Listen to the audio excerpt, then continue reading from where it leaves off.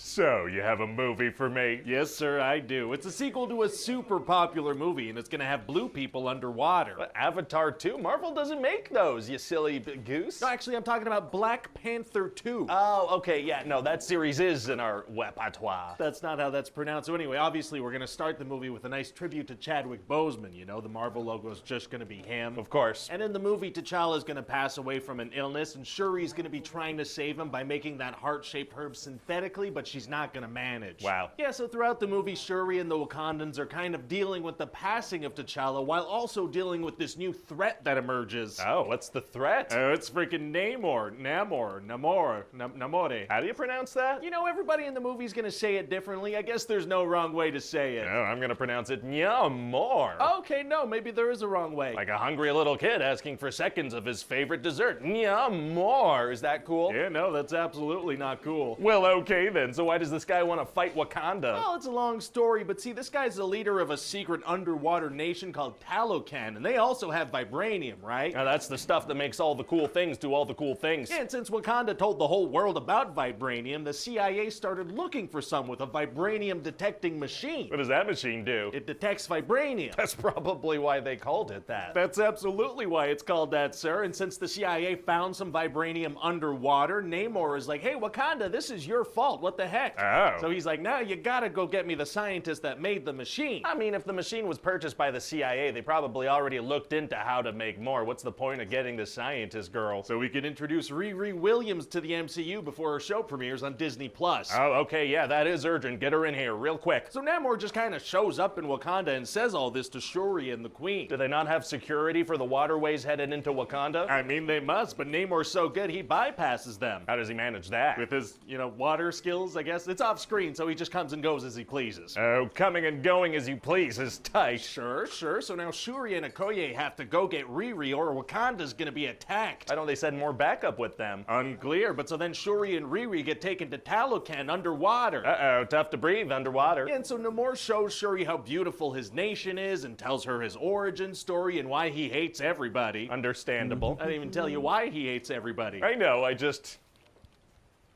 get it. Okay, that's alarming. So anyway, he's like, hey, we should team up and burn the world down. And if you refuse, I'm gonna destroy Wakanda first. They're gonna wage war with the entire planet? Yeah. How do they plan on taking on landlocked countries with beluga whales and hot air balloons? Well, I wouldn't laugh, sir. You know what they say about beluga whales. You never know when they're gonna strike. That's not true. It might be. So anyway, eventually Nakia comes and rescues them, and they head back to Wakanda. Nice. But then Namor and his people are gonna attack, and they've got water, they've got fish, they've got really good singers that'll make you kill yourself. What? And Namor has tiny little wings on his feet. Aww. And then he drowns the queen. Oh my god. Yeah, and then he tells Shuri, all right, I'm gonna give you guys some time to regroup, okay? Does a week sound good? I'm gonna head out for a week or so. Why would he do that? So they have time to prepare for the final battle of the movie. Okay. So then Shuri frickin' figures out how to synthesize that flower and she becomes the Black Panther. Oh, wow.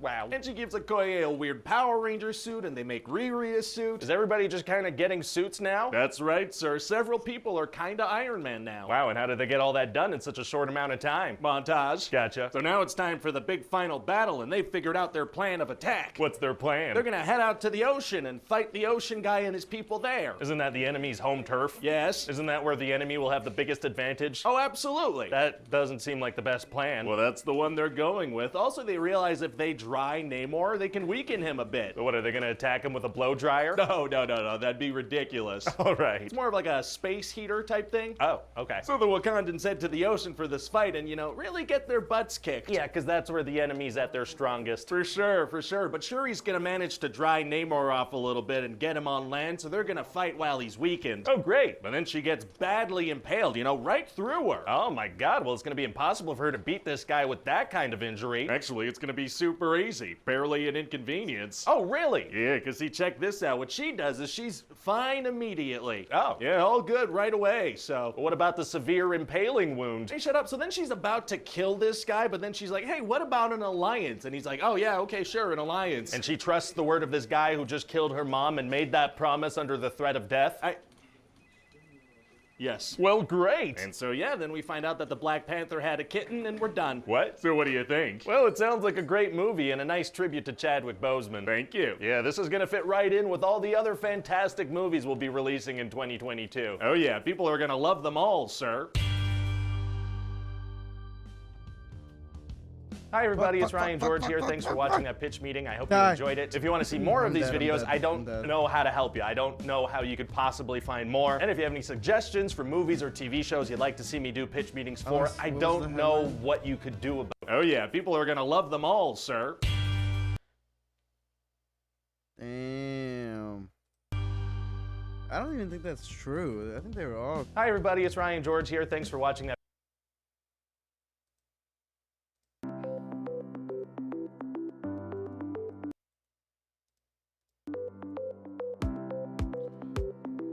Did you know I'm Mr. Beat?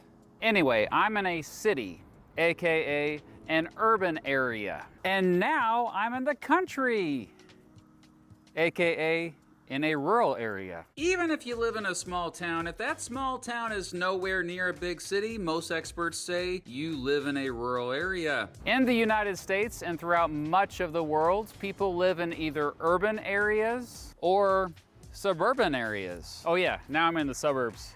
There's no good definition of the suburbs.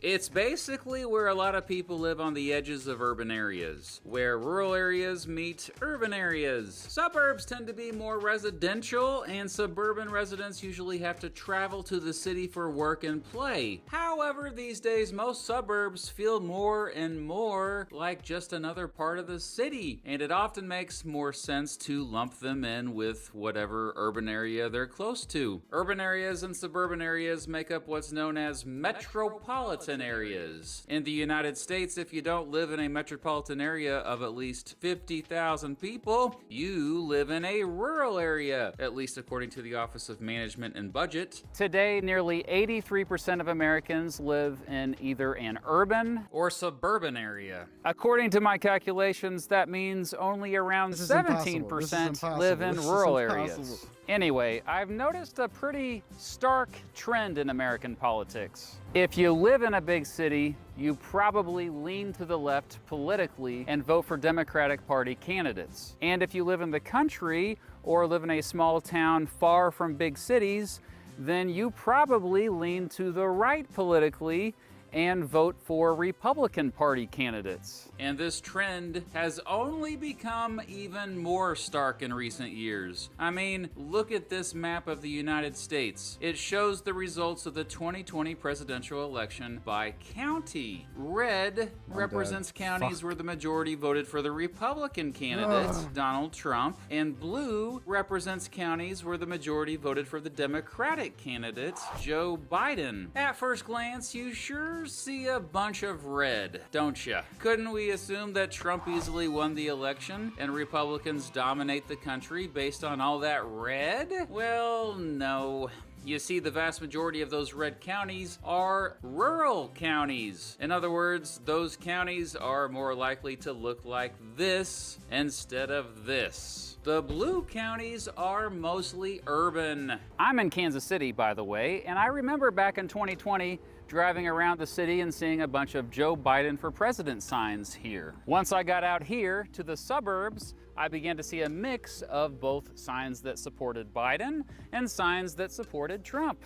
Out here, it was all the Trump train, baby. Another way to look at it, Biden won 85% of counties with a Whole Foods and just 32% of counties with a Cracker Barrel. And it hasn't always been this way. I mean, even as recently as 2000, the presidential election results by county looked like this. Because of this, politically, urban and rural communities seem radically different culturally. Often, this leads to tension between the two, especially since often there are blue metros within red states, and these Democrat-led metros pass laws the Republican-led state legislatures disagree with. So why is this? Why is almost everybody here voting for Democrats and almost everybody here voting for Republicans? Well, according to my research, there are 5 main reasons. Number 1, fear of change. According to the research, folks who live in rural areas are more resistant to change. They favor, quote, traditional values, which can be a meaningless phrase, but really just means values passed down from previous generations. Meanwhile, in cities, there is anonymity. That's a hard word to say. Anonymity. They can be anonymous. And that means people can get away with going against traditional values and try new things. This phenomenon is not new. Ever since big cities became a thing, folks who lived in rural areas favored traditional values more than folks who lived in urban areas. Number 2, wealth inequality. Most of the new wealth that has been created in recent decades has been in urban areas. And when I say wealth, I mean a lot of it. The gap between the richest and poorest is arguably worse now in the United States than it ever has been. And where is almost all that wealth concentrated in? The cities. For this reason, rural residents have felt left behind, especially as more and more folks who were raised in rural areas moved to urban areas as adults to find better paying jobs. For those left behind in rural areas, they often blame the so-called, quote, elites, or a group of people who have most of the power. Where do these elites tend to live? The cities. And lately, the Republican Party has done a better job of convincing rural voters that the Democratic Party is made up of these elites, whether it's true or not. Number 3, the Democratic Party has abandoned rural voters. Over the past few decades, Democrats have focused more on urban concerns, much more than rural concerns. In particular, they have focused on the struggles of minority groups. But there's not a lot of minority groups out here.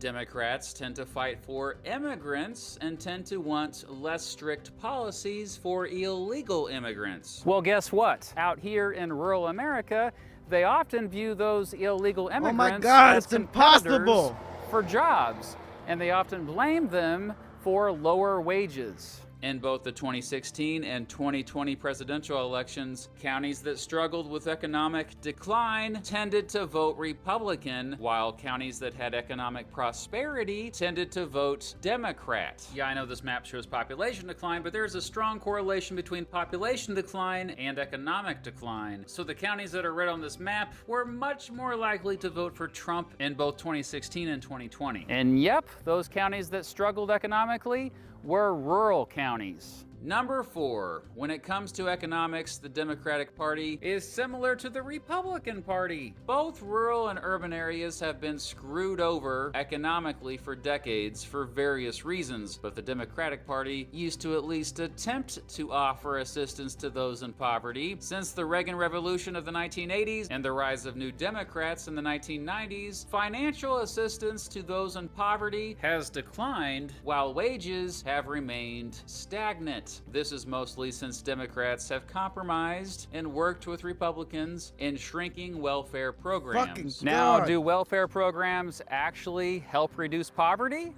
Well, that's a topic for another video. But the point is, the Democratic Party used to be perceived as the party for those in poverty, whereas now, this is a stupid helicopter, not so much. Heck, even the minimum wage hasn't gone up since 2009. Number 5, the culture war. So since Republicans and Democrats mostly have agreed on economics, the culture war has taken its place. Social issues are often now just as important as economic issues to many American voters. Issues like abortion, gun control, police brutality, and LGBT+ rights are now at the forefront, and urban and rural residents often strongly Dude, this is disagree impossible. on This these is impossible. issues. This is Not only impossible. that, Republicans and Democrats have been successful at politicizing these social issues. The urban-rural political divide is not just seen in the United States. It's everywhere from France to Poland to Turkey to Thailand. The urban-rural political divide is so common in the 21st century that political scientists are now spending a lot of time studying it and worrying about it, since it has arguably led to more polarization. To me, the God, urban-rural political divide is a symptom of governments increasingly becoming out of touch with ordinary citizens. Here in rural America, they often feel that the Democratic Party not only neglected them, but also is to blame for taking away what they once had. Unless that changes, they will continue to vote red out here for a very long time. And here in urban America, they often view rural voters as a stereotype, as if everyone who lives in the country What am I is supposed a to- racist Dude, how the bigot. fuck do I get By this? the way, as someone who has both lived and worked in rural areas for part of my life, this is obviously not true at all. Perhaps the hope to escape this polarization can come from suburban areas, which seem to be the last places on earth where people can at least attempt to compromise and be pragmatic. Here, two worlds often collide, and I think that's a good thing. Not that I'm a fan of suburbs, even though I've spent much of my life living in them, but I digress.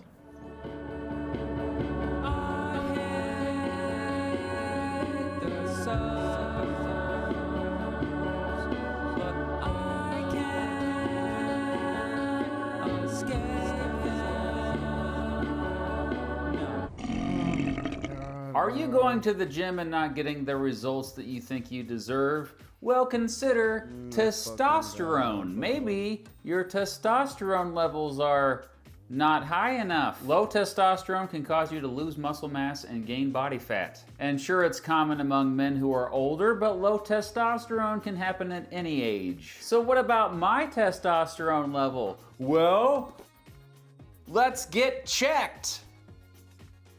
This video is sponsored by Let's Get Checked. It's the world leader in at-home testing kits. And their male hormone tests let you discreetly test your testosterone levels at home. It comes in this discreet packaging and there's next day delivery. Once your sample gets to the lab, you can confidently check your results out on your online secure account within 2 to 5 days. So try it out yourself. Go to that website there, trylgc.com/MrBeat. Use code MrBeat to get 30% off of your test. But what do you think? Are there other explanations for the American rural-urban political divide? Let me know in the comments below. Also, I'm conducting a poll for my viewers that I've linked in the description and pinned comment.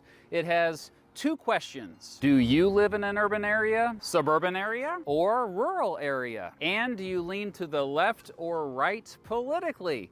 I'll share the results later on Instagram and Twitter. Thanks for watching. Out here, it was all Trump train, baby.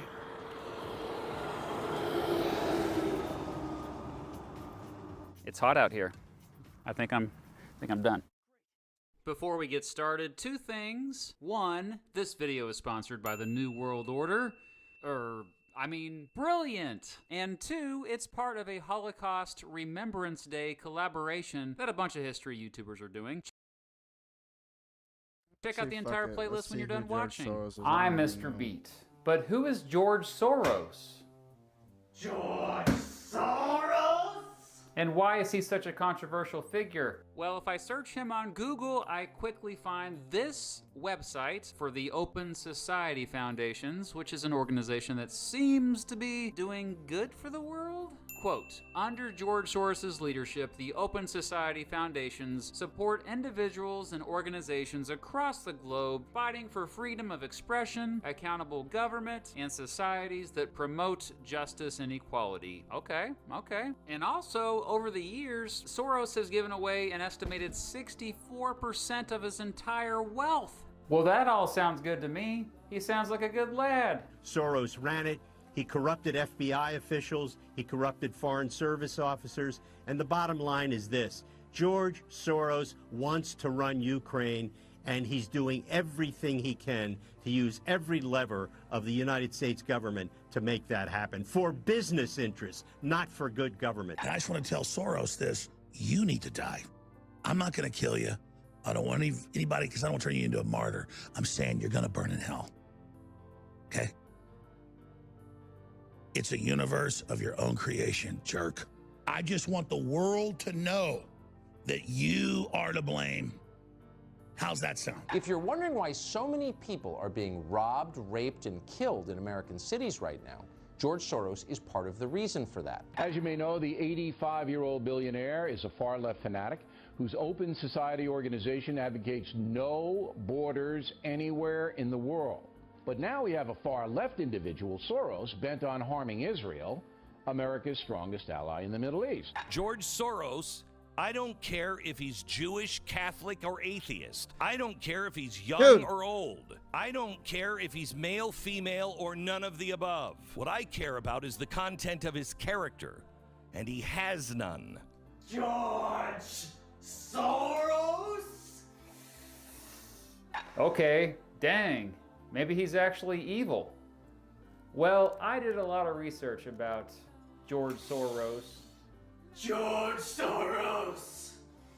I even read a couple books about him. And here is what I found out. Let's go back to the beginning. George Soros was born in Budapest, Hungary on August 12, 1930. Well, actually, back then he was named Georgy Schwartz, but his dad changed his name to make it sound less Jewish. In fact, he had his whole family change their names. Supposedly, his dad chose Soros as their last name since he was really into the Esperanto language, and Sori means to soar in Esperanto. George learned Esperanto himself growing up. Soros also means, quote, next in line in Hungarian. So anyway, the name change was due to a sharp rise in anti-Semitism in Hungary during the 1930s. After the Nazis occupied Hungary in March 1944, they prohibited Jewish children from going to school and forced them to work. George and his family probably avoided being sent to concentration camps by buying documents that said they were Christians. His family was fairly well off and had connections, so they were able to do such a thing. When George was 14, he began pretending to be the Christian godson of a Hungarian government official named Bambach,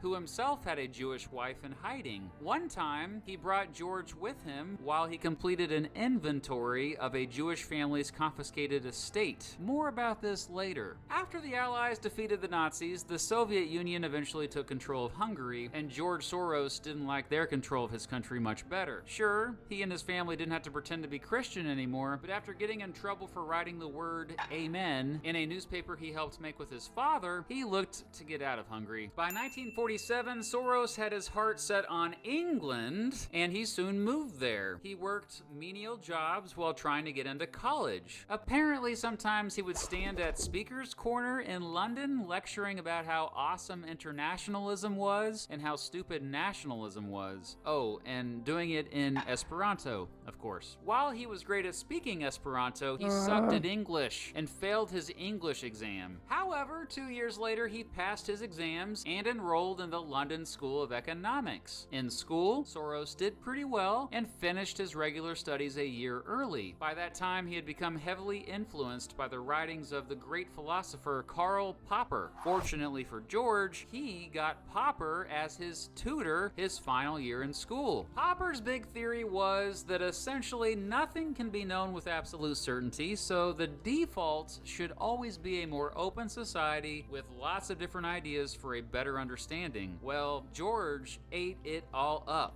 Popper would be a big influence on George's endeavors for decades afterward. Soros got a Master of Science in Philosophy in 1954 at the London School of Economics. Eventually, he'd go back and get a Doctor of Philosophy from the University of London. Still, right out of college, he didn't find success, nor have connections. He had a hard time even getting a job at any bank, apparently, but eventually finally landed one at Singer & Friedlander after writing to, quote, every manager director in every merchant bank in London. Oh, and he only got that job probably because one of the managing directors there was Hungarian. Soros started out as a clerk but worked his way up to arbitrage, which is basically buying and selling assets in different markets, since the same assets can have differing prices in different markets. Well, Soros got pretty good at this, and in 1956 moved to New York City, working as an arbitrage trader for the firm F.M. Meyer. 3 years later, he began working at another firm, Wertheim and Company. It was around this time he began a relationship with a woman named Anneliese Witzchak.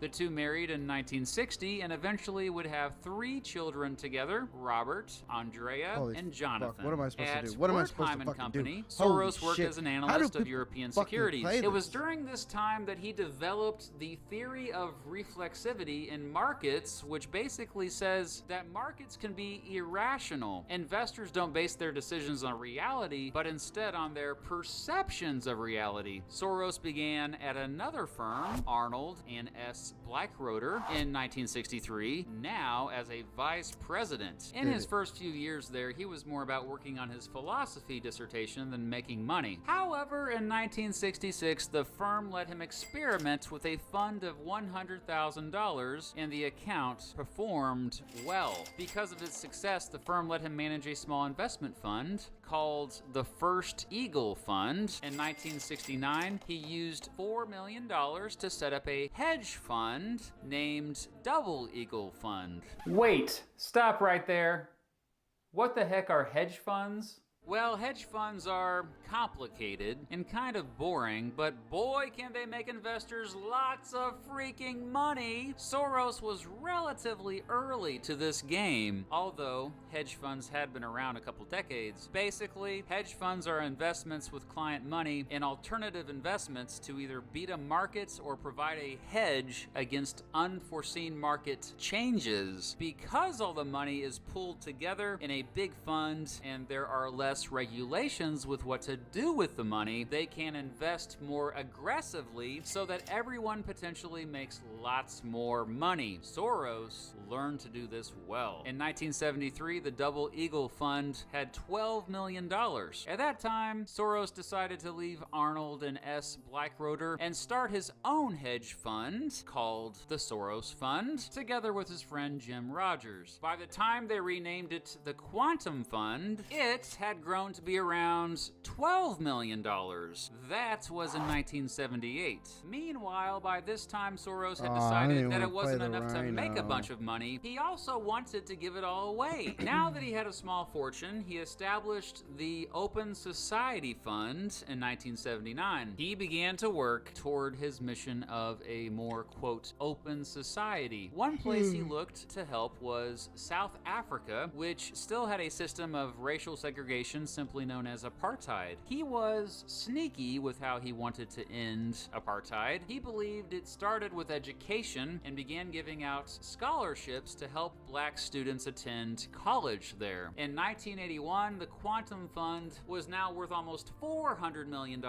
and now Soros had a personal fortune of $100 million.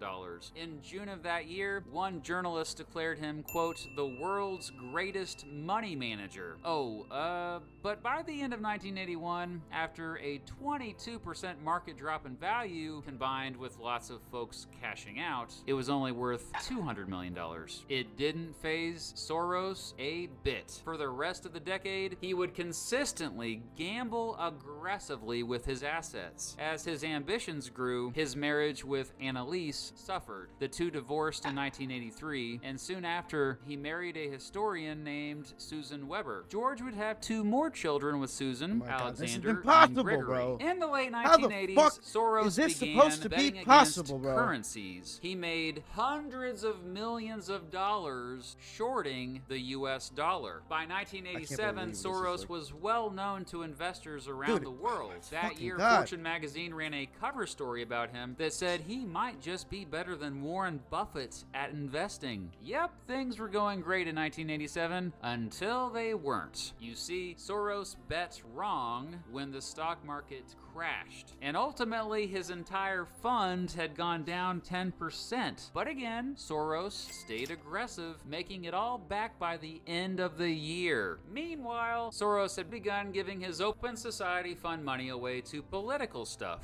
funding dissident movements behind the Iron Curtain, like back in his home country of Hungary, and in Poland, and even in Soviet Russia. He also secretly funded dissident movements in China. Not all of these movements he funded were successful. In 1989, Soros got into some trouble with insider trading, but wouldn't be punished for it until many years later. In the 1990s, the name George Soros became much more familiar to many people around the world. In September 1992, he made about $1 billion betting against or shorting the United Kingdom's currency, the pound. On September 16th, 1992, a day called Black Wednesday, the United Kingdom's treasury quickly lost billions in reserves. How the fuck do I do those other fucking webs? The pound out of the European exchange rate mechanism. This greatly devalued the pound. While many suffered, Soros came out big and made headlines around the world. One journalist called him, quote, the man who broke the Bank of England. In the following years, Soros continued to make more billions betting against currencies in Finland, Thailand, Japan, and Malaysia, among other countries. In 1997, during the Asian financial crisis, Malaysia's Prime Minister, Mahathir Mohamad, accused Soros of using his wealth to punish the Association of Southeast Asian Nations since they let Myanmar in as a member. Dr. Mahathir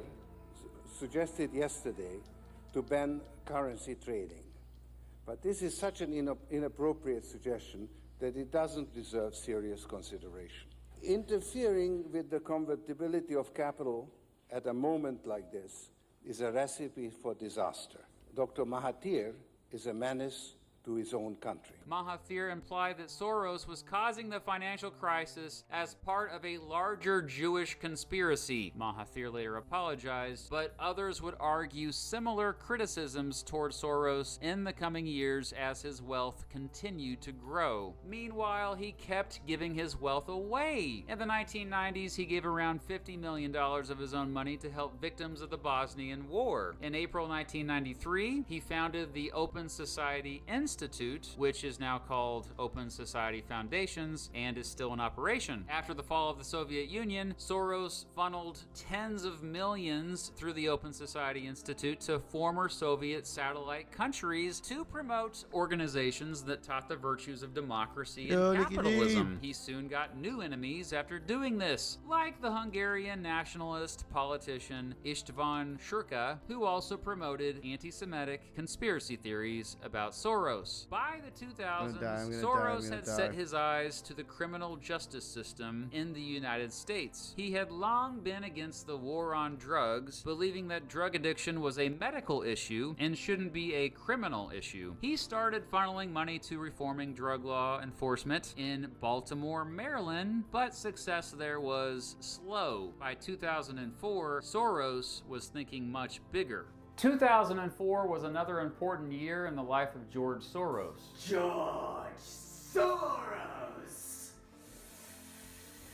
Anyway, for most of his life, Soros didn't really pick a political party when he donated his money. He was a political moderate, after all. But in 2004, Soros was afraid of the direction that George W. Bush was taking not only the United States, but the entire world due to his so-called war on terror and the Iraq War. So for the first time, Soros picked a side in American politics, donating millions to defeat Bush. Soros also publicly trashed Bush's foreign policy. This was when a lot of American conservatives started to hate him. Soros also later spent millions trying to defeat Donald Trump in both the 2016 and 2020 election, but it wasn't just presidential elections. Ever since 2004, Soros has poured tens of millions of dollars into local and state elections, almost always supporting the Democratic Party candidates. Meanwhile, Soros continued to donate tens of millions more to various causes such as racial justice, immigration reform, expanding internet access, feeding and immunizing those in poverty, and establishing universities. In 2005, he and his second wife, Susan Weber, divorced. For the next several years, he had a few girlfriends that were, much younger than him. In 2013, he married his third and current wife. Oh, dude, I saw that crypto thing. I saw that, dude. I was spamming scammer. I did watch that. I watched like some dude talk about it with some crypto shit. Cause they had like the fake Ronaldo. They had the fucking fake Ronaldo. I saw the Ronaldo clip on Twitter and I was like, no fucking way Ronaldo went on this guy's stream. And then I saw the video and I was like, oh, it's not even, it's a fucking lookalike or some shit. Dude, but look. He said, bro, I'm not a scammer, bro. I swear. I made a mistake. Dude, how the fuck?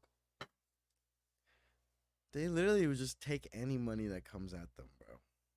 They don't even think about it. I bet you could get him to like be like, this is brought to you by fracking. Like some fracking company could sponsor him and they do it, bro. Dude, this game is like fucking impossible, bro.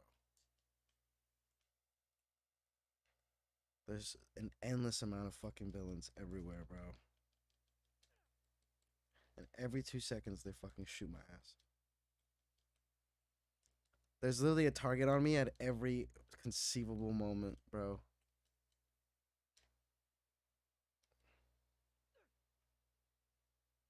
Amiko Bolton. He was 83, she was 41. Fuck! That same year, the Quantum Fund made $5.5 billion, making it the most successful hedge fund in history. To date, the fund has generated over $40 billion. Today, George Soros is 90 years old. Despite giving away most of his money, he still has a net worth of more than $8.6 billion, making him still one of the richest people in the world. George Soros is also one of the most hated men in the world. George Soros! Will you stop doing that? I mean, any video I've seen on YouTube that doesn't make Soros look bad has significantly more dislikes than likes. And some of the comments... Where'd he go? Where'd he go? Where'd he go? Yeah. So why is he so hated? Well, why is he so hated? It isn't just one thing, but several things that led to all of this hate. Of course, there are the anti-Semitic conspiracy theories that go back to the 1990s when Eastern European nationalist leaders attacked him because he spent millions against them. You can't deny the anti-Semitism related to the hate of him, especially when you hear the fact that he is Jewish brought up all the time. Interestingly, Soros also gets crap from Jewish folks too, since he has consistently criticized the Israeli government. And then of course, supporting politicians across the world is going to get you haters from people who, you know, don't like those politicians. Sure, he may have used to be a moderate dude politically, but today it's pretty clear his causes are way on the left end of the spectrum, which is why folks like Glenn Beck have consistently attacked him over the years. Oh, and I can tell you that there's this one interview in particular that has not aged well. Where's this one Stephen red Croft dot, bro? interviewed him for 60 Minutes back in 1998. At first glance, Soros kind of comes across as a sociopath, feeling no remorse for apparently helping to take away Jewish property, even though by this time he clearly knew the Nazis were responsible and he was going along with it. My understanding is that you went out with this protector of yours who swore that you were his adopted godson. Yes. Went out, in fact, and helped in the confiscation of property from the Jews. Holy shit, I finished the level. I mean, that sounds like an experience that would send lots of people to the psychiatric couch for many, many years. Was it difficult? What do I do now? Not at all. not at all. Maybe as a child you don't see the connection, but it created. I'm running the fuck no away problem from these at all. things. No feeling of guilt. No. For example, that I'm Jewish, and here I am watching these people go. I could just as easily be there. I should be there. None of that. Well, of course, I could be on the other side, or I could be the one from whom the thing is being taken away. There was no sense that I shouldn't be there. Well, actually, funny way, it's just like in markets, that if I weren't there, of course I wasn't doing it, but somebody else would be taking it away anyhow. In other words, whether I was there or not, I was only a spectator. The property was being taken away. So I had no role in taking away that property. Yeah, at the very least, Soros comes across as pretty insensitive in this interview. So I'm many gonna get people out of Soros fire. haters point to this clip. But if you go back and watch it again, Soros never said he confiscated any Jewish property. I had no role in taking away that property. He was probably just brought along. Plus, he was just 14 at the time. Regardless, this clip is so influential that the pundit Dinesh D'Souza has posted it on his YouTube channel. Oh, in that same clip, Soros admitted he's an atheist. That's gonna trigger some folks. Later, influential folks like comedian Roseanne Barr tweeted this, and others shared this photo, claiming that it was Soros and that he was a Nazi soldier at one time. Yeah, that's actually a picture of a dude named Oscar Groening. Overall, there are plenty of billionaires who influence elections and political movements around the world, but Soros doesn't hide it that much. In fact, he's very outspoken. So yeah, basically, George Soros is just another billionaire trying to pull the puppet strings. George Soros!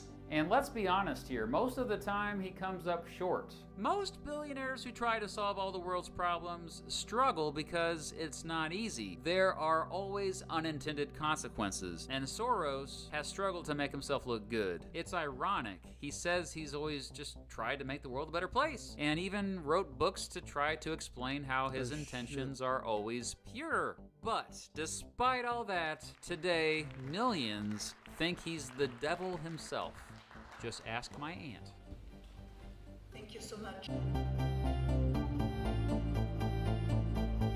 This video is sponsored by Brilliant. Brilliant is a problem-solving based website and app with a hands-on approach with over 60 interactive courses in math. Let's see.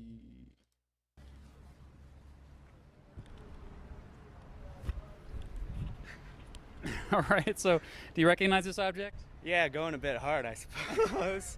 I'm Mr. Beat. I recently did something I haven't done much of lately. Get out of my basement. I hit the streets of Lawrence, Kansas, asking people what they thought about this symbol. What better place to do this than the middle of the country, am I right? I just want to get your opinion. I'm just going to show you the object, and I just want to get your reaction. What this object symbolizes to you, okay?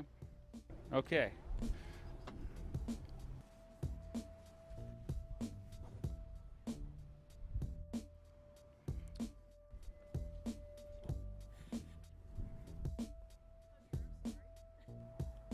Do you know what this is? Do you know what that is? All right, yeah. Do you recognize this? Yeah, Confederate flag. The Confederate flag. This is a rebel battle flag. Oh, bars. Yes. That's the Confederate flag. Okay. The war flag of the traitors. What does this symbolize to you? What does this symbolize to you? Hatred, probably. To me, hate. I feel like for me it symbolizes hate. I was gonna say hate as well. Yeah, definitely my reaction would be just racist, don't like it. Racist, basically. A lot of bad stuff with our history and American culture in the early years in regards to certain racial injustices that occurred. The Old South. From what I've, and I could be wrong, but from what I've heard, it isn't even necessarily the actual flag the Confederacy was going to use as their national flag. It was essentially a modified war flag. I could be wrong. You are correct. CSA Navy, or you know what I mean, Confederate Navy. I suppose it does symbolize the act of treason against The Union. Right when I saw it, it's just pretty much just get rid of it. Well, it used to symbolize the Confederacy, which was trying to be a nation of itself, but they lost. It used to symbolize something, but they lost a long time ago. Nowadays, used more for in the Dixie area, I guess. Nowadays, it symbolizes the worst parts of America. It symbolizes racism, colonialism. Well, it's just more of hate now, because there's really no need to be flying it in 2021. I don't get why people just fly it around and all that jazz. Kind of symbolizes racism a little bit today. And the unwillingness to change and listen to others. They just know that their parents think that it's right and that they fly it anyways, and they just take after their parents, really. Do I get to play as Miles or fly not? that Is it now just, like, because they already lost their rights to own slaves? Typically, at least in Lawrence, it looks kind of symbolizes trouble and people bring it around. Very dividing groups of people. And yeah, used for more white supremacist things. Why do you say it symbolizes racism today? Well, the South fought to keep slavery. Basically, the Confederacy is pro-slavery. And I feel like white supremacists use this a lot today. Those views are always passed down. You don't really have people in modern day adopting them themselves, so you have parents passing them down from one another, trying to kind of keep a tradition going, but I don't know if that tradition is worthy of being kept going. I know a lot of people who see it as Southern pride, but I kind of like... It's just old and outdated, and I think that people are thinking it means something else, and I think they're just getting it wrong. Do you view it as something that is a symbol of hate or just more heritage? Well, it depends really who you're asking. Really depends what you're doing with the thing. To each his own, just as long as you keep it 100 with me. You can fly it all you want to, just don't put those racist intents behind the flag. Just be yourself. Be the person that you're supposed to be. You can flaunt the flag all you want, but when you come at me in hate with the flag, then... So it's what you do with the flag. Okay. The problem is, some argue that the flag seems to be more of a weapon these days. And because of that, it remains a controversial symbol, especially in the United States. In fact, to many people, it is very offensive. So offensive, in fact, that I got flipped off filming this video, and one girl yelled at her car to me, saying that Confederate flag can go beep itself. Often this flag is mistaken as the Confederate flag. You know, the official flag of the short-lived but unrecognized country of the Confederate States of America, or CSA. The CSA was the country that broke away from the United States in the American Civil War, by the way. This is the dude who designed it. His name was William Porcher Miles, and he was a fire eater before it was cool. No, I don't mean he literally ate fire. The, quote, fire eaters were the passionate group of pro-slavery Southern Democrats who were the earliest to call for secession from the United States in the name of, quote, states' rights, which mostly just meant, quote, the right for us to keep slavery legal. A few years ago, I also saw this floating around on Facebook. Yeah, this is all crap. Miles himself said that the red represented valor, the white represented purity, and the blue represented truth. He also added a cross because basically he thought it looked cool. Oh, and he even turned the cross diagonally so that it would not become a Christian symbol. But anyway, this flag was actually never the official flag of the Confederate States of America. This was... well, until people complained about it, since they thought it was too similar to the American flag. In fact, the rebels not only rebelled against the United States, they rebelled against their new country's flag.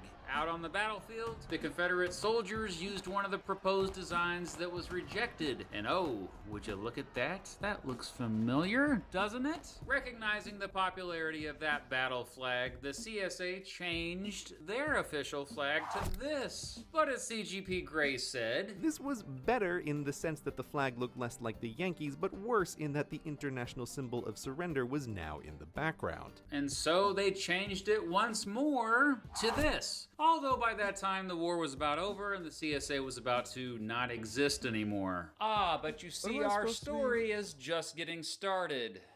By the late 1800s, the flag had become a source of Southern pride and heritage. It also became a symbol to remember all the Confederate soldiers who died in battle. And it became a symbol of the Lost Cause historical ideology that was basically all about promoting the idea that the Confederate States of America was justified in rebelling and that it was actually the victim of the war. The Lost Cause was and continues to be a mythology that, among other things, promotes the idea that the Civil War was not centered on slavery. It was all about states' rights, yo. The cynical historian has a great video breaking it down, and Atun Shea has become well known on his channel for debunking Lost Cause mythology. As you can tell from the thumbnails of their videos I'm displaying for you right now, yeah, that Confederate battle flag is there. In 1894, the Mississippi legislature voted to change their flag to this. 2 years later, descendants of Confederate soldiers formed the Sons of Confederate Veterans. They totally embraced the Confederate battle flag. Today, this is their badge, and this is their website. So, for many decades, it was just a symbol for Southern pride and the Lost Cause, basically. You rarely saw it outside of the South. But then came the Dixiecrats. The Dixiecrats were Southern Democrats who broke away from the Democratic Party in 1948 to form a new political party called the States' Rights Democratic Party. They formed it to oppose President Harry Truman after he integrated the armed forces and also called for civil rights for African Americans. They ran Strom Thurmond for president in the presidential election that year. Their platform was basically just like, yeah, we don't want racial integration. They were pro-segregation and cool with Jim Crow laws. In fact, many of their members were proudly white supremacists. Even though Strom Thurmond won multiple southern states in the election, Truman still won the election, although barely. Oh, and the reason why I even bring the Dixiecrats up is because guess what their party flag was? Yep. Even though the States' Rights Democratic Party ended right after the election, they had made the Confederate battle flag more mainstream. By the way, did you know that the Dixiecrats got votes in California? Anyway, so check it. It wasn't until the civil rights movement that you began to see a lot more Confederate battle flags everywhere. By then, it had become a symbol against racial integration.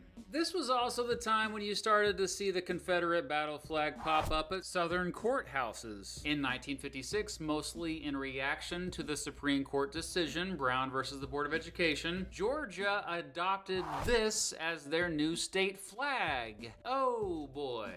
6 years later, the South Carolina legislature voted to fly the Confederate battle flag over its state capitol dome. Over the following decades, white supremacist groups began to proudly carry it, and you began to even see it outside of the United States. The Confederate battle flag was so mainstream that it appeared on another symbol, a 1969 Dodge Charger called the General Lee, which was the symbol for the TV show The Dukes of Hazzard, which was originally on the air from 1979 to 1985. It was also associated with the band Lynyrd Skynyrd. However, in more recent years, the flag has become more and more controversial. In 2000, South Carolina's aforementioned display of it on its Capitol dome caused the NAACP to boycott the entire state. 15 years later, the NAACP ended that boycott when the South Carolina legislature Bro, why voted does to this man own like remove it. 9,000 tape recorders? The catalyst for South Carolina, as well as other states removing the Confederate battle flag from their capital grounds, was the Charleston church shooting, a mass shooting in which a white supremacist killed 9 African Americans who were at a Bible study at the Emmanuel African Methodist Episcopal Church in Charleston, South Carolina. That white supremacist had previously posted pictures of himself on websites posing with the Confederate battle flag. flag. Later that year, students at Shawnee Mission East High School, which is in the Kansas City metropolitan area, got together to debate the use of the Confederate flag, and they filmed the whole thing. I only watched the video after it went viral on YouTube years later. Do you feel that the Confederate flag should be allowed to be worn or flown publicly, specifically like at a school like East? I mean, absolutely. That's First Amendment right. I think that people are completely misinformed about how the flag was, like what the flag, like what it's, like how the war started. It's like, I love race. It's kind of evolved into like a racial thing when really it was not about started states' as a rights. racial thing at all. And I think that like it should States' absolutely rights be to flown. do what, man? The flag we see today is an interpretation of a Confederate battle flag. And the interpretation went up in the 1960s, around the time the Civil Rights Movement started. And to the point where it's not racially motivated. Then how come it's a symbol for so many groups like the KKK and the National Socialist Movement, who, as you all probably know, have white supremacist and neo-Nazi ideologies? Yeah, in the video, it seems pretty obvious to me that sophomore Christopher Justice overwhelmingly wins the debate against those who argue the Confederate battle flag is just a symbol of heritage. And many in the comments agree with me, but overall, I was tremendously impressed with how thoughtful many of the students were with their arguments. I was especially impressed with the teacher who facilitated the whole thing, David Muhammad. So the goal of Ravi and myself is to facilitate a community where we can have an open discussion that's civil. I was lucky enough to interview Muhammad recently about the whole experience. You're no longer at Shawnee Mission East. I taught in the Shawnee Mission School District for 11 years. I left there in 2019. Was this your idea to like have these debates before school?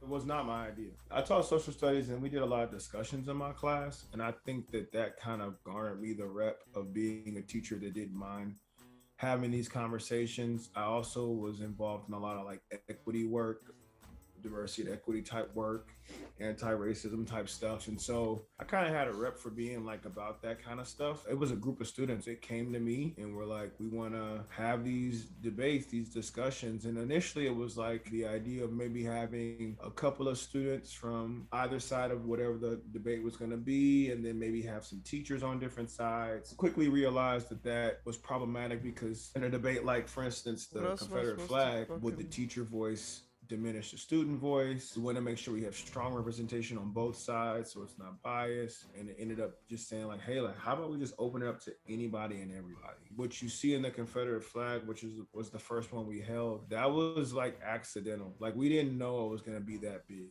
That was during study hall and kids just kept showing up. And that's what you got. You know, lightning in a bottle, honestly. We had like 100 kids stuffed in that room. And when we finished, we were like, holy crap, that was pretty special. Because, you know, what people don't see is like before we started recording and when we ended, you know, before you start recording, you had people coming in nervous, like, where's this gonna go? You had some of that frat boy mentality of like, oh, like kind of rallying up. Jerry Springer mentality almost. Yeah, like where's this gonna go? Is this gonna be an argument? And then afterwards, seeing kids be able to civilly leave and not be mad was like, okay, this is special. Especially when you look at the time that it came out with what was going on in the country and what has been going on in the country. Well, yeah, I was going to bring that up because it was in 2015, so 6 years ago, and it does seem like a long time ago, but that was actually a very important year. I think it was a turning point. The further it went, the kids who came in kind of pro-Confederate flag were losing their ground. They just didn't have any legs to stand on because people kept pulling up facts. Kids had their laptops out. You had kids looking up stuff like, you know, boom, I just found this. And so it was really cool because it was rooted in research, you know, and so you just started to see the shift of like confidence. The initial group that showed up was pro. As more people showed up and their voices were being empowered and they felt more confident, you saw it turn. And you could feel it in the room. When did you realize that the video was kind of taking a life of its own online? Because wasn't it a while before it went viral? It's had multiple lives. It's like Jason, it won't go away. For the rest of your life. Yeah. Where do you see the debate moving in the future, just with the entire country? Do you see it continuing to shift more towards it being a negative perception of the flag? It depends on what day you ask me, and depends on what state you're talking about. But I've gone back and forth on like, should we just eliminate Confederate flags and statues of soldiers, or should we use them as learning points? And right now I'm kind of in this band of how can we create art and think pieces that can be put next to them to challenge our thinking? Because if you take them away, then you can't really learn from them. But if you just leave them solo, then you honor them. How can that be facilitated and turned to a conversation? Yeah, I think that's where we have to meet each other at, because we don't have room to meet each other. We look at each other online and we point at each other and we talk about each other. You know, we make posts and we cancel each other, and there's no discussion. Since 2015, public perception has changed a lot. In 2015, the majority of Americans viewed the Confederate battle flag as a symbol of heritage more than racism. Today, the majority of Americans view the Confederate battle flag as a symbol of racism more than heritage. Another big turning point that changed public perception was probably the Unite the Right rally in Charlottesville, Virginia in August 2017. It was a reaction to protests against Confederate monuments, and a bunch of white supremacists showed up with Confederate battle flags and were, pretty hateful. One of them drove his freaking car through a crowd of counter-protesters, killing one of them. I have an uncle that proudly wears the Confederate battle flag on shirts and hats, and to him it's a symbol of heritage, not a symbol of hate. That said, based on my research, over the past 100 years, it definitely has been more of a symbol of hate.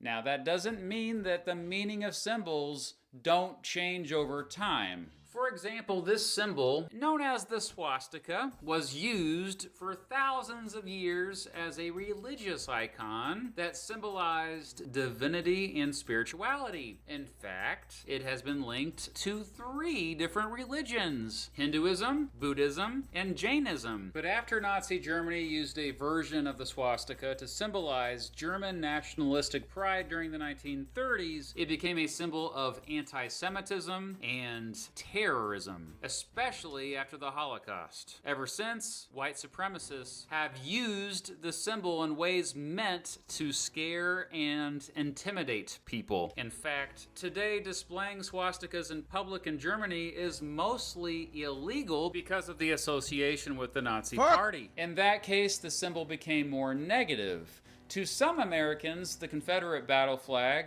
has become a more positive symbol. They argue that the symbol used to mean racial hatred and white supremacy, but today is simply just pride in American Southern culture. Still, I think it's easy to assume that when you see groups like this, who assembled at that Unite the Right rally I told you about earlier, these symbols are, yeah, they're often just hate symbols. And if white supremacists love them, perhaps we ought to avoid them? Just saying. A special shout out to my friend Dan for helping me film this video. So what do you think? Is there any justification whatsoever for still displaying this? Let me know in the comment section. I also want to give another shout out to David Muhammad for letting me interview him, but also I found out that he's a terrific musician, and I've been playing underneath this video one of his tracks. So check out more of his music. I also put a link to his music in the description of this video. And finally, this video has a companion video, a twin video, if you will. I asked those same folks on the streets what their opinions were of another symbol, the MAGA hat, and I turned that into a video as well. So check out that video now.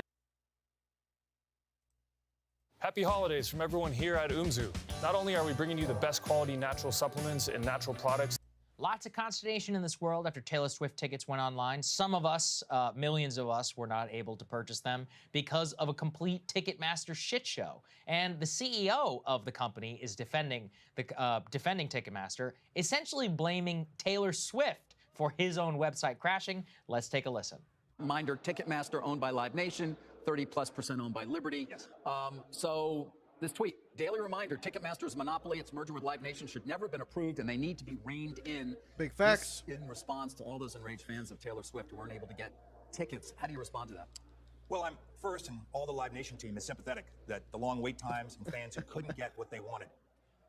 Reality is, it's a function of the massive demand that Taylor Swift has.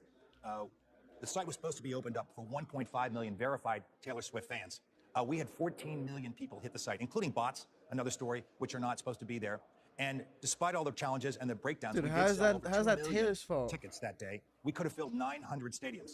And the reality is this is not actually a Live Nation promoted concert. Taylor Swift is promoted by one of our largest competitors. So though AOC may not like every element of our business, interestingly, AEG, our competitor, who is the promoter for Taylor Swift, chose to use us because we are, in reality, the largest and most effective ticket seller in the world. Even our competitors want to come on our platform. All right, but you're getting overwhelmed still. It's not the first time. Is there a way to get around this? Is there a way to avoid this where everybody's, I got a 17-year-old daughter. She's pissed. Well, I apologize to your daughter, and I apologize to all our fans. We are working hard on this. And again, building capacity for peak demand is something we attempt to do, but this exceeded every expectation. And the reality is Taylor Swift hasn't been on the road for 3 or 4 years, and that's caused a huge issue. Since her last album. Well, you're right. Live Nation's benefited, obviously, from this last year. Can that kind of growth continue in terms of concert venues and people still, was it pent-up demand, or do you see it continuing? I see both. We see what I used to call, instead of YOLO, you only live once, YOLO, you only unlock once. And you've seen massive growth and success at Live Nation for that. Dork. But I look at the demand for 2023, I suspect it's still very strong. We see a lot of pent-up interest. Look, his basic argument is, well, she didn't go on tour for 4 years, so it's her fault that there are so many people. So many people who wanted were tickets there. that we weren't prepared for. And this is belied by the major policy discussion. Let's put this up there on the screen, of which people were outraged, and it's renewing the call to break up the Ticketmaster monopoly. Look, I'm not saying that the numbers he floated weren't impressive, but also, she is one of the biggest artists in the world. What did you think was going to happen? What did you think was going to happen? People were literally stranded online for hours. I even saw people who were handicapped being like, hey, this was my only chance at buying a handicap accessible ticket. Now I won't be able to compete in the general public. If you're looking on StubHub and elsewhere, at least the show that I was looking at going to, it's like $3,500 a ticket, like nosebleed. He's dating a white girl, so maybe. No, that's not going to happen.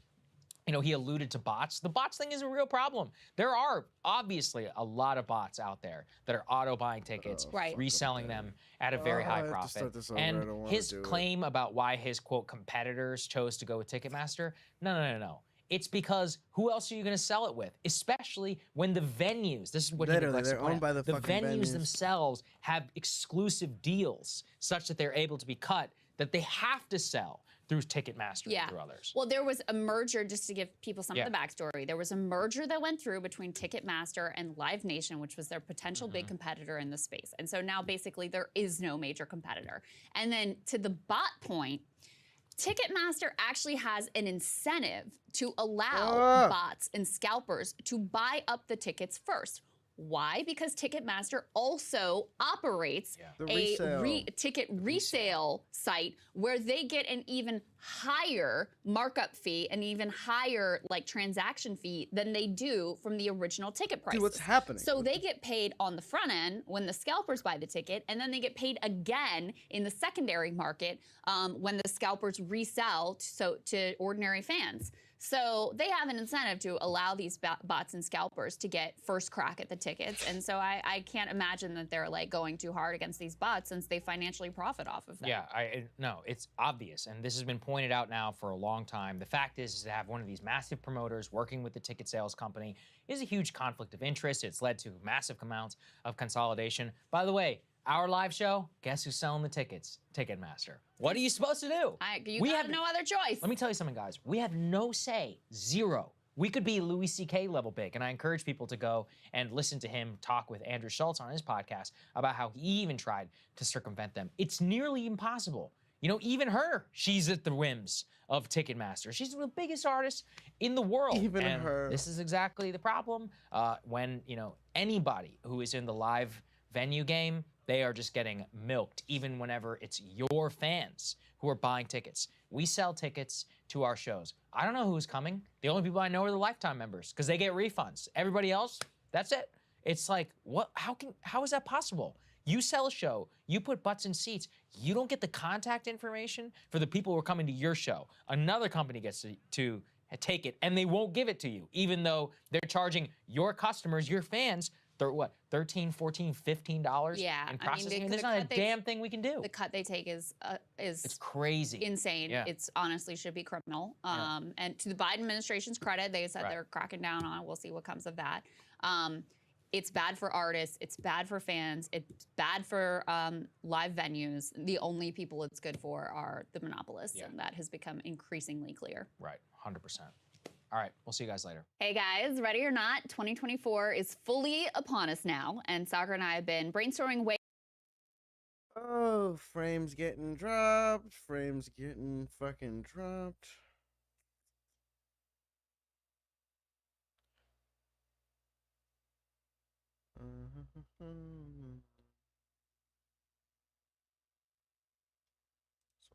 If you're over 30 years old, own a home in the Orlando, Florida area, we're offering homeowners a new... All right, Ryan, let's move on to your point for today. All right, so when Alexandria Ocasio-Cortez upset Joe Crowley in the summer of 2018, the political environment on the left was drastically different than today's.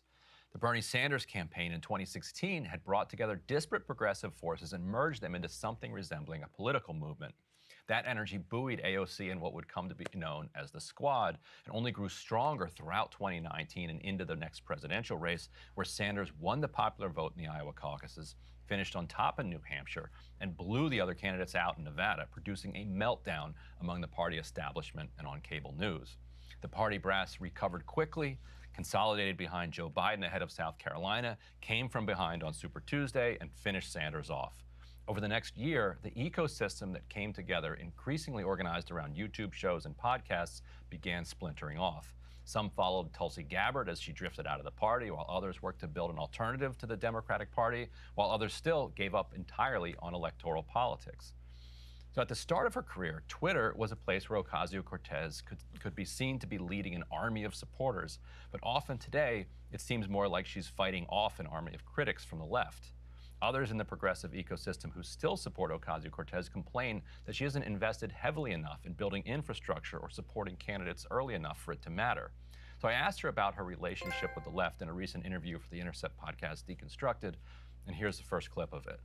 It's interesting. So when the left was totally out of power from, say, 2015 up through, I gotta find this whole podcast, I guess, honestly. the election of the Squad, that unity among kind of the national grassroots online left was really strong. That unity has really frayed. You can feel it online. What do you think brought that about, and what do you think can be done to recharge it? Well, again, I think a lot of it has to do with, it's one thing to be united in what's wrong, but it is a much more complicated, nuanced thing to navigate uncertainty. And so then once you have the responsibility of power, you have to make decisions on a daily basis about what to do with it. And that takes a lot of communication and, frankly, maturity and understanding and discussion. And I think sometimes, the responsibility of wielding power for people requires a lot of discussion and debate, and also disagreement, and how we manage disagreement. If someone makes a mistake, it's not the same thing as someone selling out. There needs to be a differentiation between an individual decision and a record and a pattern. And so, I think in the initial aftermath of gaining power, having to have these conversations require a lot of growth, and it requires a lot of debate. And I think sometimes it's very easy to turn on each other and have people turn on each other, and oftentimes mistake a disagreement with malintent or lack of character. And so I think that's kind of what we saw for a little bit. But I actually am also sensing a moving beyond that. Of course, much of that is still going to exist, but I actually do sense a growth in that. If you look at the growth in national DSA, for example. Like, of course, these periods of growth can look messy, but actually public debate and struggle is what allows there to be the transparency and also trust necessary in decisions. And to be able to hash out these disagreements, but then understand that despite disagreements, a person may have made a decision, but it doesn't, there's a, understanding when to draw the line between there being a difference of approach or a difference of strategy, even if it's one you vehemently disagree with, and just like someone acting, like someone who's just like not on our side. Those are two different things.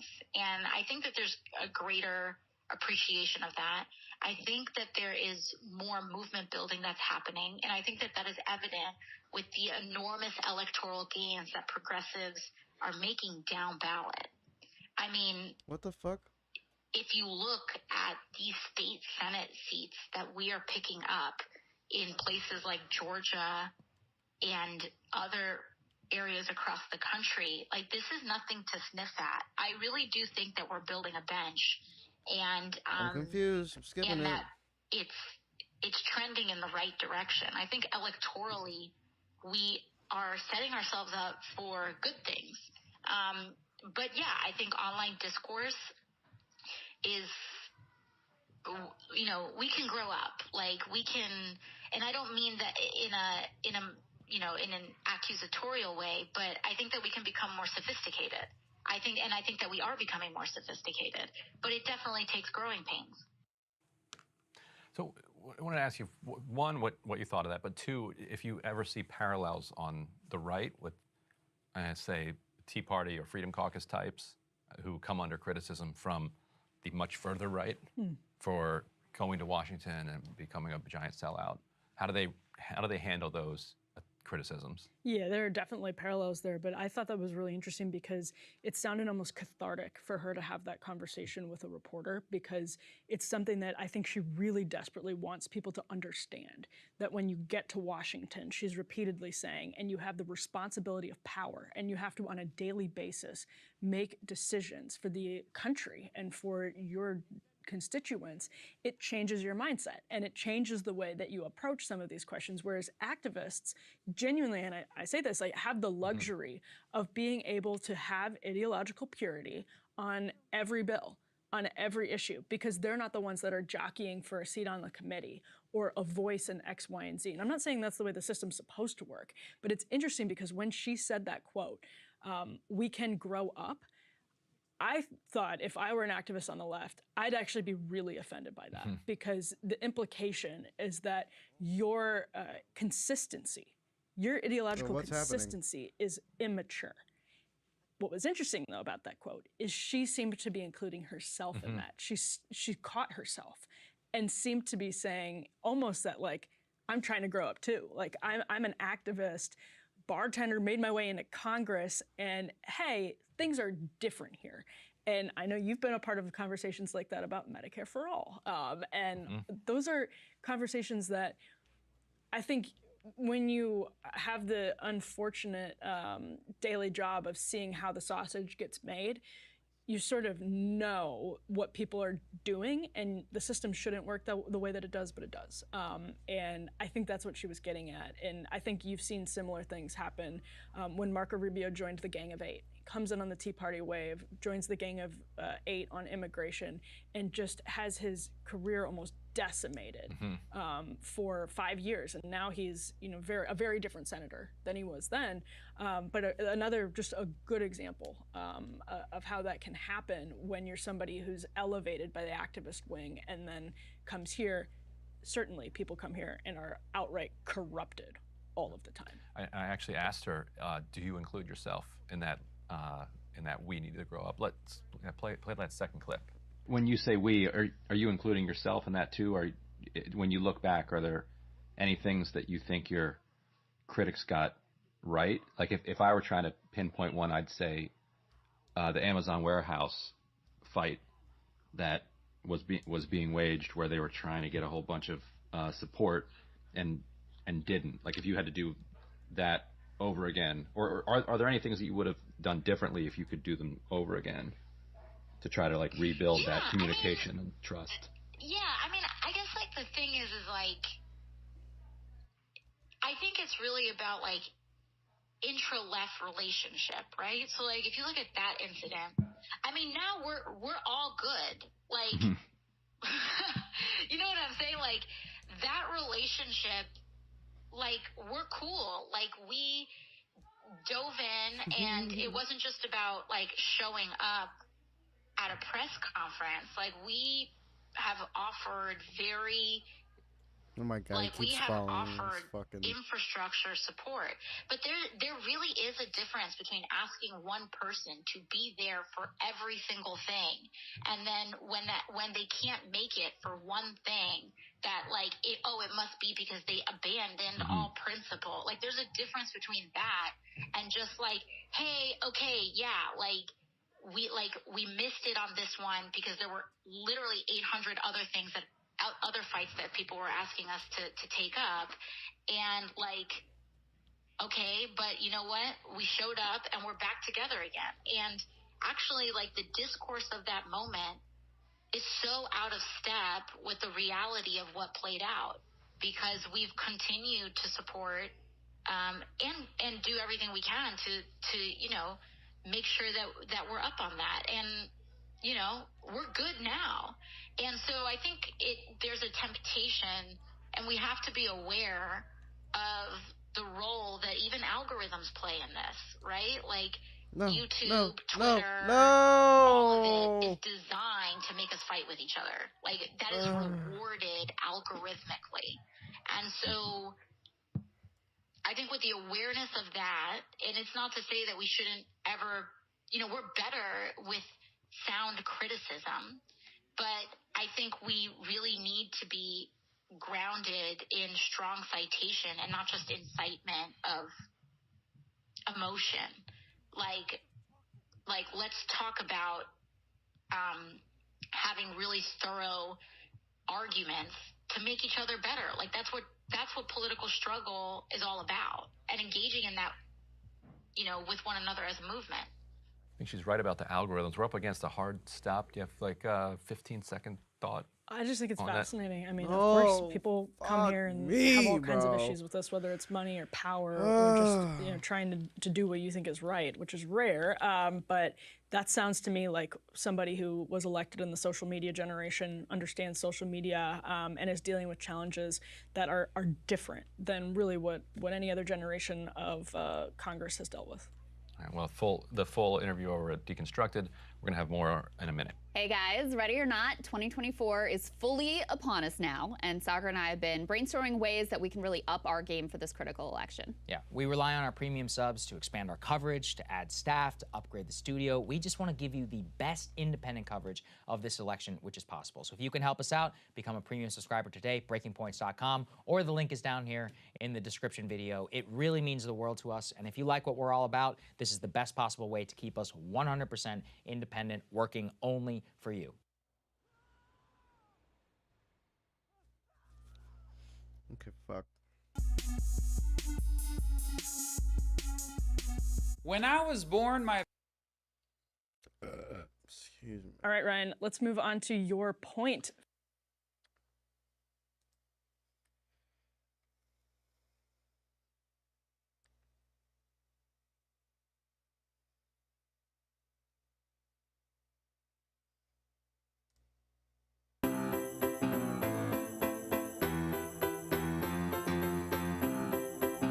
This is an earthquake in Washington, D.C. Really, I mean, people knew it was coming, but weren't sure. It was one of those times in the news cycle, I felt today, where genuinely nobody knew how it was going to shake out. It kind of felt old school, whereas in the age of social media, there's so much dripping and dripping that you kind of get a good inclination of what's going to happen before it happens. But this time, Nancy Pelosi came out today and said she was stepping down from her leadership position, but remaining in Congress. Let's take a look at B1. My friends, no matter what title you all, my colleagues, have bestowed upon me, Speaker, Leader, Whip, there is no greater official honor for me than to stand on this floor and to speak for the people of San Francisco. This I will continue to do as a member of the House, speaking for the people of San Francisco, serving the great state of California, and defending our Constitution. And with great confidence in our caucus, I will not seek re-election to Democratic leadership in the next Congress. For me, the hours come for a new generation to lead the Democratic caucus that I so deeply respect. So she's stepping down from leadership, but she's going to remain in Congress representing San Francisco. So she'll sort of maybe to be able to mentor the new leadership that's coming up behind her. But that's charitable. What you were saying about the people didn't quite know, people expected but didn't quite know, reminded me of 2010. So after Democrats got wiped out in the Tea Party wave of 2010, so that's the first time that she loses her speakership. The entire city's wondering, is she going to stick around? A lot of people thought this is probably it for her. And the RNC ran a very heavy campaign. Fire Pelosi. Yes. So I was on paternity leave, and I get a call, like the speaker wants to do an interview. Oh my gosh. Were you at HuffPost at the time? I was at HuffPost at the time. And so I get called in, do the interview, and I learned later that her staff had no idea whether she was going to stay or not. And it was driving them crazy. They're trying to figure out, do I need a new job? Do we need to get a whip operation going? And she was being so mum about her future. They're like, let's get Ryan in here, and he'll ask. They used you they told me to mediate their office. Their own boss, to try to figure out from their own boss. Oh my gosh. And she wouldn't explicitly in the interview come out and say that she was staying, but she said, I'm making a lot of calls, and I'm very pleased by what I'm hearing. There are a lot of people who are telling me that they want me to stay, and I'm going to continue to make those calls. Like she made it 99% clear, and so I published that. And it's like, okay, and then it was off to the races. And she locked down support very, very quickly. It was only years later I learned that they literally had no idea what she was going to do, and the only way they could think to find out, because she just wouldn't say, was let's bring a reporter in here. You're the best person I could think of to ask about the legacy of Nancy Pelosi, because you've covered this from, I think, a genuinely fair vantage point, as opposed to the press really has always loved Nancy Pelosi. Does she get tough treatment sometimes? Yes, but if for evidence, read Molly Ball's book on how that's a great example of how the press in general treats Nancy Pelosi. Your experiences over the course of the last couple decades, Pelosi-wise, looking back now, she's stepping down. What's the legacy of Nancy Pelosi? Well, I mean, Obamacare would be her legacy, I think, because that's the thing that she salvaged from complete wreckage. It's so great how we got the public option. Well, she did get it through the House, actually. That's right, she did.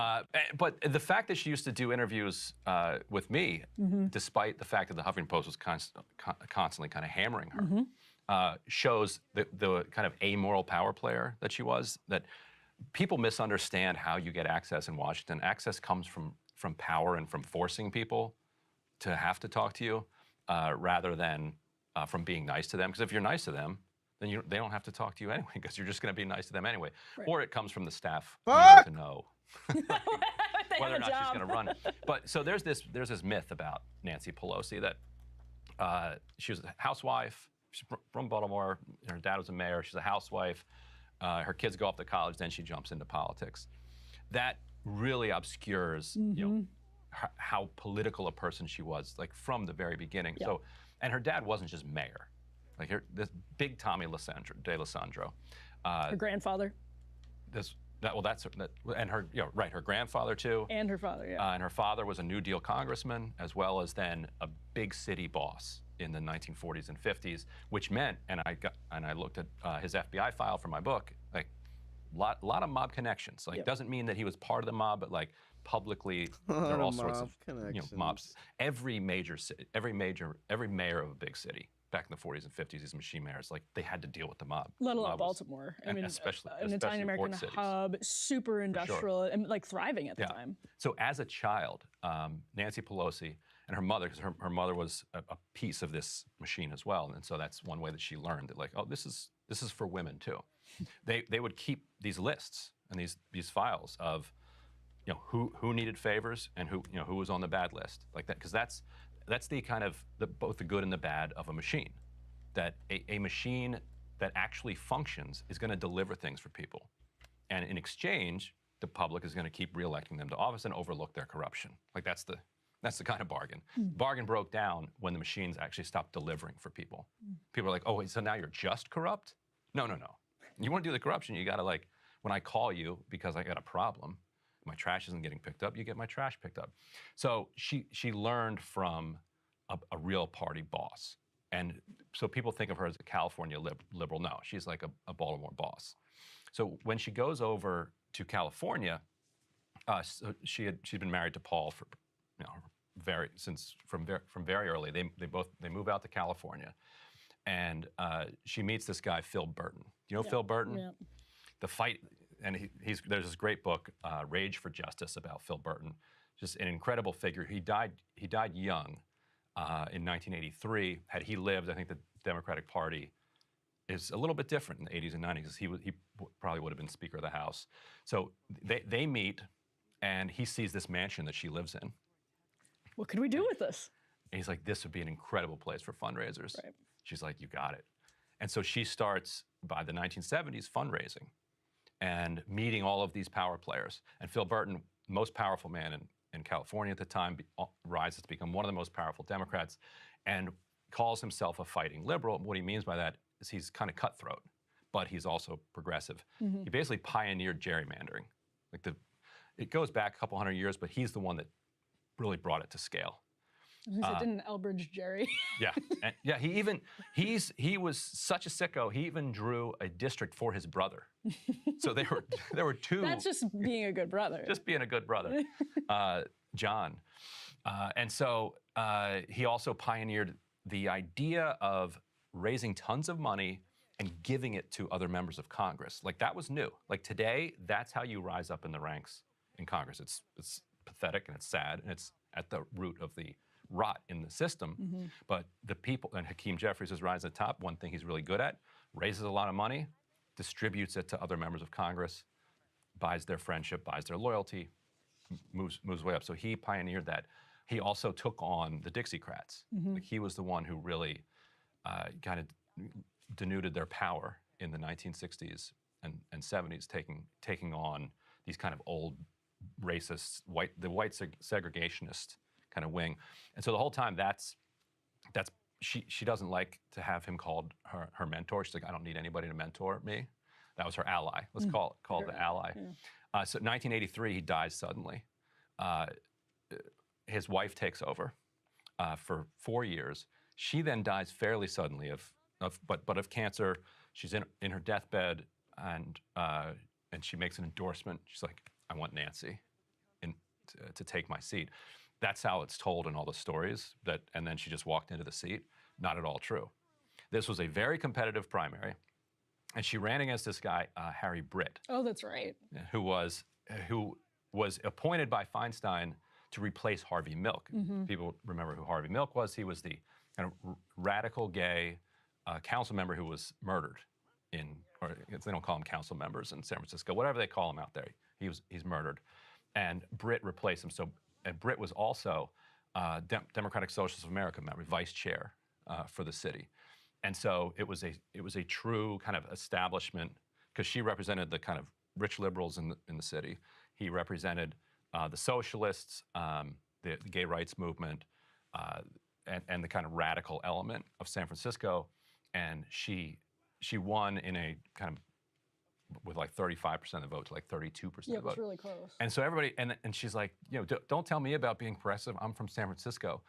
And what people didn't understand is you won by beating the left. Mm-hmm. And so she's been fighting the left while also understanding it because she's from San Francisco. I was going to say, I think the most interesting thing about Nancy Pelosi is in the tension that you mentioned earlier, where you said people think of her as a San Francisco liberal, but she's a Baltimore Democrat. And I think what's most interesting about her is that she's both. She started as one and really became the other. And she has if you're on the left, to her credit, she has been ahead of the curve on certain things that progressives champion. She knows where the political winds are blowing. And I think she also has fairly socially progressive values. It's a different story on other things, but socially progressive values.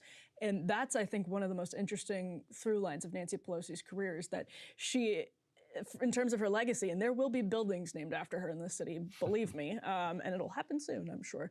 But she put muscle, even when she didn't want to, because she knew where her bread was buttered and the political winds were blowing. She put muscle behind some progressive causes in Washington, D.C. Oh, for sure, yeah. As a Baltimore Democrat. Right, for sure. You combine those two things, power politics coming out of the old school Democratic Party with like progressivism, she's really been invaluable to that cause. Yeah, and Burton too got a ton done. I think he did Social Security, supplemental Social Security. You look through his list of accomplishments, minimum wage, like a ton of like really big stuff that he was able to get through. By being this like really cutthroat Machiavellian power player, who remembers like who has done what. Yeah. Well, and Pelosi just has this steel trap of a memory, and members would say that that nothing would get past her. Like so, you'd be in some meeting, and she'd be like, "Oh, hey, Donna, yeah, you voted on that prescription drug amendment in Energy and Commerce a couple weeks ago, and it was an interesting vote." And they're like, "You were how are you even watching? Like how do you remember that? Like 435 members, 40 Democrats, like thousands of votes being cast every week. You're like, how? Like they felt like they could not get away with anything. And workaholism is something that is an underappreciated trait. Like she basically never slept, and was just constantly on the phone. Either browbeating or whispering sweet nothings, or just making sure that she had everything in a row. Hey guys, ready or not, 2024 is fully upon us now, and Saagar and I have been brainstorming ways that we can really up our game for this critical election. Yeah, we rely on our premium subs to expand our coverage, to add staff, to upgrade the studio. We just want to give you the best independent coverage of this election, which is possible. So if you can help us out, become a premium subscriber today, breakingpoints.com, or the link is down here in the description video. It really means the world to us, and if you like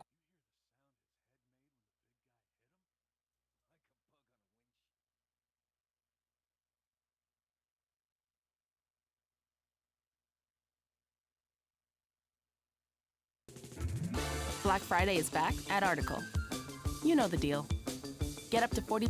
We can move on to the strike wave. That's right. Not quite a wave, well, but a lot of strikes. There have been so many conversations about how to define a wave recently that I don't know if we need to get into it, because I think it's probably fair to say this is one part of a larger strike wave over the course of the last year or so. So let's put up, what do we got? C1 here, Starbucks workers planning a strike, calling it Red Cup Day. Starbucks calls it Red Cup Day, right? That they give out. It's one of their busiest. They're striking on Red Cup Day. On Red Cup Day, right? When they hand out the red reusable mugs. Shows how much I've been going to Starbucks lately. Right, to qualifying customers. So it's one of the busiest days of the year, and this is 111 stores. Yeah, it's a lot of stores, and obviously this is part of a bigger thing that Starbucks has been dealing with again for a little over a year, probably 18 months, and Howard Schultz actually stepped back into the role as head of Starbucks after sort of flirting with a run for presidency by going on the Goop podcast with Gwyneth Paltrow. Shockingly, that didn't work out. But he's back, and he is trying to crush the unionization drive at Starbucks badly. So this probably doesn't make that any easier. One of the things he's been doing has been closing some stores. Yeah. When if they get if they're unionizing and they're kind of on the fault line of making money or not making money, where maybe you would keep it open. You're like, you know what, they got a union and they lost money the last 3 months. Let's get rid of him. He's not messing around. Yeah, he has come in with a very heavy hand and done some like really typical tactics. For instance, saying that sure, we'll do more benefits. Oh yeah, breaking all sorts of labor laws. Fucking goddamn, that shit is so true. Saying like, if you're not in a union and if you don't support a union, then you get X benefits. Mm-hmm. Like you cannot do that. Like that's against the law. Right. He's just like, okay, doesn't give a fuck because no one's coming for him. And the thing about Starbucks that's really interesting to me is I think of it in the context of the underemployment rate around the country, which I think affects a lot of Starbucks workers. Now, Starbucks has really good benefits in general. People have a lot of problems with the way that they're scheduled in different stores. They have a lot of problems now that the technology over the course of COVID, I mean, everybody is customizing their drinks to a freaking T and mobile ordering them. And also, and then, also customers have gotten so much worse. yeah, customers. So than this they is, were. and this is not just their persnickety orders, but they're just jerks. Right, this to is a not degree Ryan that- and I just messing around. This is like the Washington Post followed Howard Schultz around on a tour of all of these different locations, and these big themes kept emerging when he was talking to workers. Customers have gotten worse. It's impossible for us to make Fortnite. these drinks as Dude, if I customized and as try to play quickly. Fortnite- So he said, all right. It just won't be good, bro. Just won't be good. We can get some more. I'm playing this fucking game We can get some more on the machines easiest that'll help you setting. do this faster, and I'm it'll be easier barely for everyone. fucking And you can getting spend more by, time bro. talking to customers and getting to know This them. level Was fucking actually a thing he sucks. said, because his original vision for Starbucks was that it would be kind of a community hub, that it would be this calming oasis, and a real sort of espresso experience. He was inspired by the cafes of Italy to bring that to the United States. And if you walk in near local Starbucks, I don't know if you experience that Can you depending rank on your where you top are 3 anymore. But he has really pulled out of the all the stops what? to quash the unionization. I've But never- his workers, I mean, again, like I don't even get that he reference. offers tuition, I'm not gonna lie, he bro. offers health care, but there are still so many problems, and It's I think Spider-Man. it's indicative of how Hey, hard Spider-Man. it. This is I'm Miles Morales right now, just sneaking around like a goddamn criminal, trying to steal meds. Is. Yo, you gonna be in the sort Broward of way that people our Thanksgiving? age, you're an older millennial technically, right?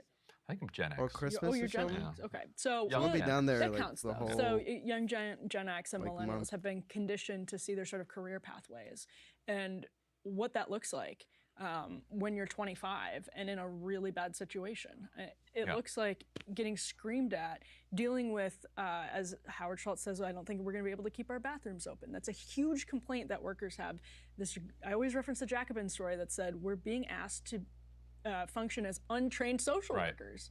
I mean, that's a huge, huge concern. Right. Hey, Yeah, and bet, I bro. think people just want to feel a sense We of gotta- dignity we while they're gotta at chill, work. bro, when we're and up- that's the when we're thing down that is, there.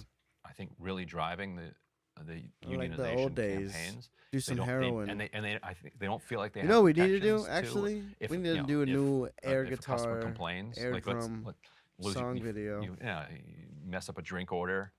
You're not as super polite to this super rude person as you should have been. Mm. They complain, and you're getting docked, and the manager's on you. Like they want some protections I don't know what I'm supposed to be doing. up against all Oh, these I'm dead. vicious forces that they're confronting. I'm fucking Because dead. like you said, people are still doing all of their online orders that they were doing during the pandemic, but people are also coming into the store, yet you have the same number of workers. So how's that work? I would love to know what Howard Schultz is like, how closely, and Starbucks in general, thinks about the ingredients that it uses in their food. And this is like industry wide. It wouldn't just be singling out Starbucks, but a huge reason that the American people are miserable is because of, frankly, what they're eating. Like, period.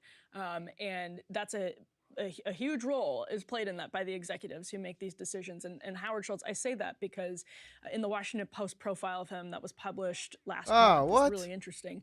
He wants to turn all of I'm the blame thinking around from a Starbucks Taylor to the Hawkins culture at tribute. large. And there's absolutely streets. truth that it's getting harder and harder to Dude, Taylor work in the Hawkins service tribute? industry Go for in it, this man. this country that Live we're your all dream, a part Zach. of, and in this culture that we're all a part of, Live that is your increasingly fucking- miserable. And again, that's Dude, not just us you can do sitting the in this tribute nice on studio my saying stream it. live There's if you statistics want. that back up the Fuck, fact you see me. that our happiness has been going down. Arthur Brooks has put these statistics together, and you should go check them out. So it's of course going to get harder and harder for people in the service industry I to don't know how he's exist not in the seeing me service right now. industry. And one of the ways that corporate executives can start dealing with that, they're just tinkering around the edges. That's all they want to do. They want to quash the unionization, throw some more like superficial benefits people's way, and not deal with any of the fundamental issues, because that would be a serious blow to their bottom line. God forbid. Right, and anybody who's watching this who works in the service industry understands that. They don't need us telling them that. But if you don't work in it, stop taking your frustration out on people at Starbucks, at restaurants, don't do it. Well, and Like, that's the they, thing. they don't want to hear it either. Like they're not your problem. Right, right. And people are people are just stressed in the Where'd it country, and go? that's what Howard Schultz came away from this listening tour with. And we can just quickly pop C2 up on the screen because I think it's relevant too, especially in that kind of broader context. 48,000 California academic workers strike for higher wages. So this is grad students all over California that are striking. They say they're making and actually you see right there, we make about $23,000 a year. This is a quote from the story, and that's unlivable in many parts of California. That's from one of a graduate student in the history department at UC Santa Barbara who was talking to Al Jazeera.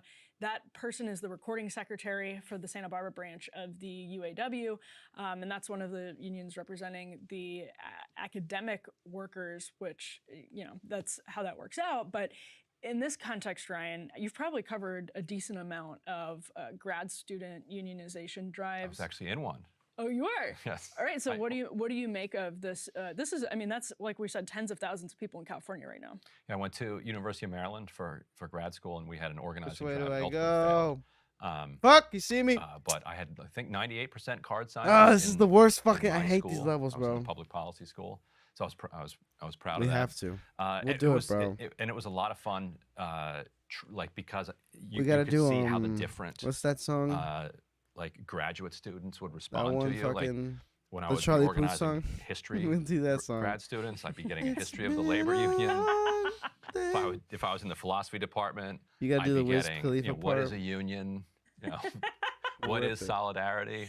I just signed What a is card. work? When I was in chemistry, Fuck. any of the sciences, the math, I would just I explain hate it to this them. level. I and they'd be fucking- like, I wish they would give like me the more option to power, just better skip this. wages, more protection. Okay, yes. Right. The math works out. Yeah. The numbers. Yes, they're like, yes, we're for that. All you basically had to do, it would take 5 minutes on the hard sciences, chem side, all of that. The literature people, the philosophers, just impossible. Just absolutely impossible. Right. Public policy, they're like, yeah, Fuck. fine, yeah, sure. Well, let's do that. So in California, they're saying they're demanding a wage that's something Ugh. over, I think it's like $54,000 a year, which again, like California is a stupidly expensive place to live. I mean, just stupidly expensive. It has driven the middle class out of California, and I think one of the reasons the strikes at these schools is interesting is because that's the policies of the sort of party that is a kind of a patron of organized labor in California. That the Democratic Party has made it extremely expensive to live in California because it's beholden to corporate interests in the same way that the Republican Party in California is beholden to corporate interests. California is a corporatized, almost dystopia in certain parts of it. And again, like these broader forces, people are just like, why are these white collar unions popping up? And it's like, because Can't afford to live. things are miserable. Yeah, like you can't afford to Rent's live. too damn high. The rent is too damn high. Hey guys, ready or not, 2024 is fully upon us now, and Soccer and I have been brainstorming ways that we can really up our game for this critical election. Yeah, we rely on our premium subs to expand our coverage, to add staff, to upgrade the studio. We just want to give you the best independent coverage of this election, which is possible. So if you can help us out, become a premium subscriber today, breakingpoints.com, or the link is down here in the description video. It really means the world to us, and if you like what we're all about, this is the best possible way to keep us 100% independent, working only for you.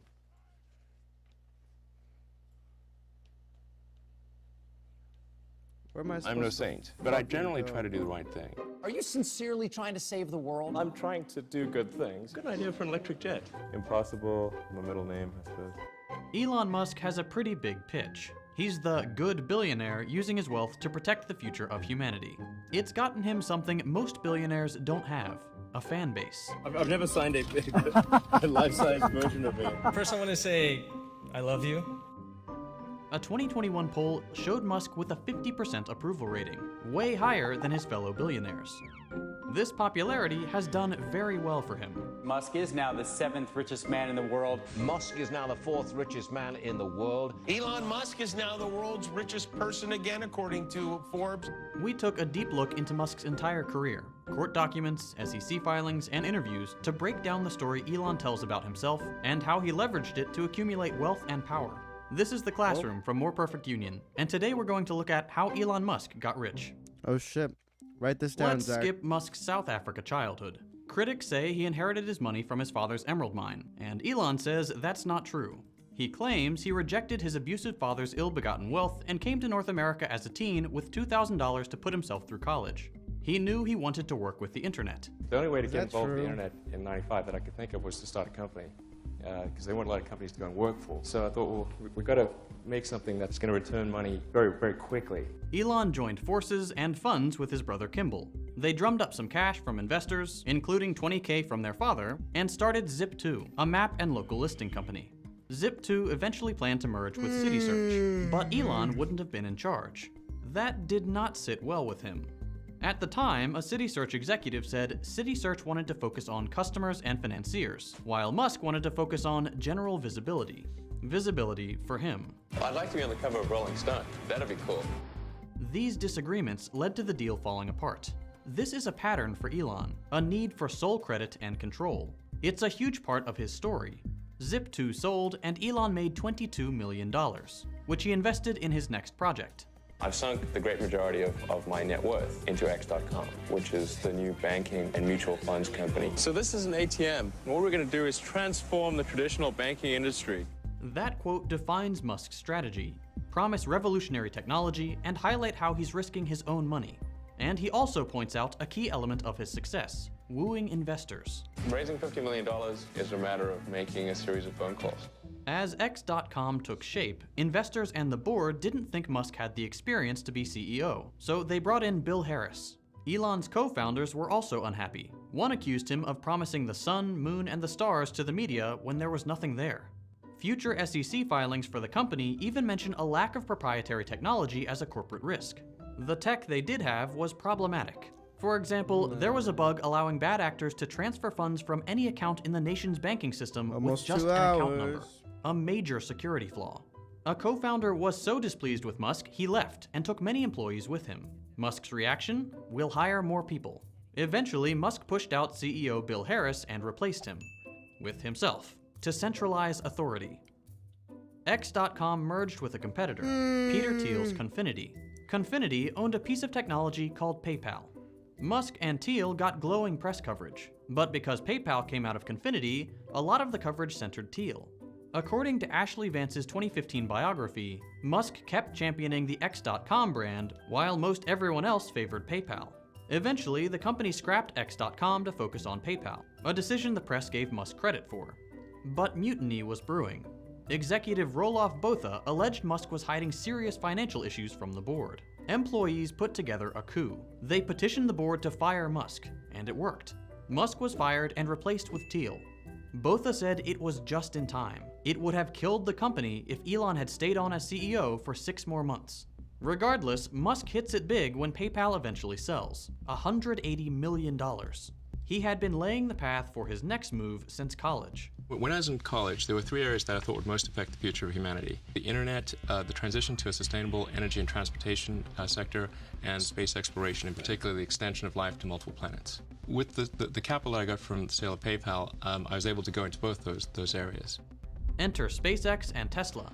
Musk wasn't with Tesla at the start. He invested in a company that already existed, but most media calls him a founder. What happened? He's sued for that We shit. spoke with Edward Niedermeyer, author of Ludicrous, an in-depth examination of Tesla Motors. Elon Musk was not one of the original founders of Tesla, right? There was these 2 guys, Martin Eberhard and Mark Tarpenning, who'd actually incorporated the company. Musk came in because he wanted to do the same thing. But like with his previous companies, Elon was focused on publicity, specifically public perception of himself as the visionary founder. Part and parcel of being a hot startup, right, is you have to have that sort of charismatic, visionary founder. But it wasn't Elon Musk, it was Martin Eberhard. Eberhard even had a BlackBerry ad where he's being presented just like Steve Jobs as this visionary tech guy. And I think that was exactly the kind of thing that Elon Musk really wanted out of Tesla, as much as anything else. He sent an email saying, like, this is embarrassing, you know, I'm an important part of this company and I want to make sure that I'm included in the coverage. And in these emails that leaked, it makes it very clear that being that guy, being the visionary figurehead of this company was really, really important to him. Sort of shortly after this whole exchange and Musk getting really angry about his lack of prominence in the media coverage, he went and wrote the Top Secret Master Plan blog post. And this was really Musk's coming out party, positioning himself as really that visionary founder for Tesla. One of the really interesting things is that, there's really not a lot in the Top Secret Master Plan, strategically anyway, that Tesla wasn't kind of already planning on doing. It all culminated in Eberhard's ouster and a series of lawsuits, leading to a settlement with an important stipulation. Musk could legally call himself a co-founder of the company. Musk knew that to acquire more power, he needed to be called co-founder on paper. Musk has long insisted he never wanted to be CEO of Tesla. But after Eberhard's ouster, they brought in, 2 different new CEOs before Musk himself eventually took over. Musk took over at a rough time, the 2008 financial crisis. Tesla needed an influx of capital. Musk's usual strategies wouldn't work. The sources of capital that would normally provide that, such as the public markets, the debt markets, they're in shambles.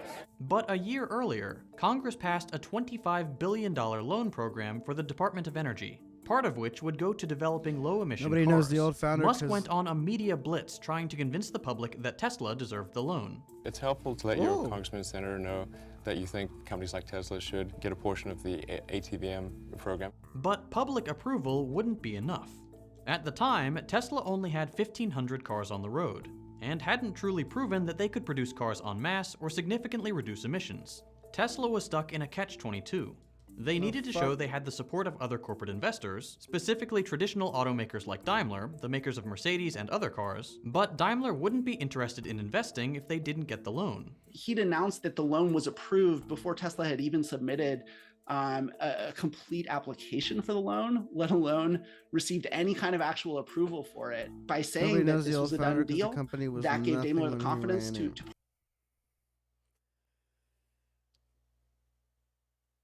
If you had given that guy time, bro, he could have turned it around. Maybe. I don't know. I think it was a smart move trying to just be the face of it. It's pretty fucking smart.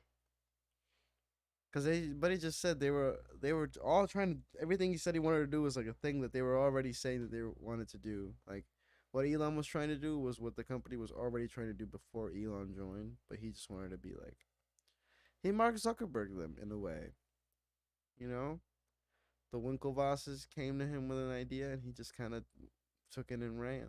Partner with them, and having that partnership with a century-old, one of the biggest names in the car business, in turn gave the government the confidence in Tesla's viability to then ultimately give them the loan, and so it's this circular trick that Elon plays. It was more than the money. It was a boost for public and investor relations. Just a few months later, Tesla registered for an IPO. Their SEC filing even admits the loan was essential to the business. In 2013, Tesla paid off the loan in full, to huge fanfare from the media. CNN literally just copied their press release. But Tesla still isn't profitable. Their stated goal is to accelerate the world's transition to sustainable energy. But Tesla's actual strategy is exploiting well-meaning government climate programs. Look at carbon credits. Government permits to emit a certain quantity of greenhouse gases. Companies earn carbon credits for reducing emissions and have to spend them when they emit too much. Tesla earns a lot, then sells them to other companies, erasing whatever progress Tesla made. The boost from selling carbon credits led to some of the only profitable quarters Tesla had ever had. They even used to list regulatory credits and automobile sales in the same line in some SEC filings. It allowed Tesla to announce better financials and pull in more investors, retail and institutional. Musk gets paid almost entirely in stock, and he's really good at manipulating the stock's value. He uses the same strategy he used with Daimler and the Department of Energy, announcing funding that might not exist. Like when he tweeted, "Am considering taking Tesla private at 420, funding secured." You can't just do that. A federal judge determined Elon's tweet had falsely inflated Tesla stock and caused billions in damages. The COVID pandemic also helped Musk. When the Federal Reserve executed recession-stalling fixes on Wall Street, bankers invested in Tesla. Despite Musk's derision of COVID stimulus checks, Tesla received stimulus money from the government. At the beginning of the pandemic, Tesla stock hovered around $120 a share. In late 2021, a year and a half into COVID, it was worth 10 times that, all of which greatly increased the net worth of the top shareholder, Elon. But to maintain the world-saving myth, he has to look like he doesn't make any money. My cash balances are very, very low. I simply had loans against my stock, so if Tesla and SpaceX went bankrupt, I would go bankrupt too. Most US companies don't allow their executives to take out loans against their stock, but Tesla does, and Musk has taken advantage, borrowing millions of dollars for his personal coffers, using his Tesla stock as collateral. Loans don't count as income in the eyes of the IRS or the public. But even without the loans, in 2021, Musk made 18,043 times the average Tesla employee. Tesla justifies that wild ratio to investors in SEC filings by arguing Elon's worth it. Elon Musk has contributed significantly and actively to us since our earliest days, raising capital, bringing investors, and raising public awareness. Yeah, Tesla's own SEC filings admit that the myth of Elon is inherently tied to the value of the company. If people stop believing in Elon, Tesla loses value, and Elon knows that. He even admits much of Tesla's value is based on a promise. The overwhelming focus is solving full self-driving. That's really the difference between Tesla being worth a lot of money and being worth basically zero. But full self-driving has yet to be safely implemented, and the latest data suggests it's incredibly unsafe. Tesla's system is nowhere near ready. Regardless, Musk is still wildly wealthy from the promises he's made, and that's also made him very powerful. Elon says his goal is, we want to maximize happiness of the population and propagate into the future as far as possible. But he's really using that wealth and power as all billionaires do, not to save humanity, but to crush it. He squashes worker power. They fired me because I tried to improve the lives of my coworkers and myself. That's why they fired me, because it wasn't a part of Elon's plan. Fuck! And now that he has both power and a soapbox, his dangerous anti-government political beliefs are even more important. Previously, Elon was a liberal darling. Obama's 2015 State of the Union seemed to be written for Musk. Solar power, Tesla, re-energized space program, astronauts to Mars. But as soon as Democrats questioned Musk, he changed, lashing out and announcing support for far-right figures and ideas. He likes the politicians willing to support his myth and let him continue building wealth at the expense of the rest of us. He isn't the only billionaire doing this, but his skill at myth building and his massive popularity make him the most dangerous. Musk tells a story of a self-made billionaire using his money to save the world and enrich humanity. But he really built his wealth on the backs of others to enrich himself. Thank you for watching, and don't forget to like and subscribe. We'll be covering the stories of other billionaires and multimillionaires.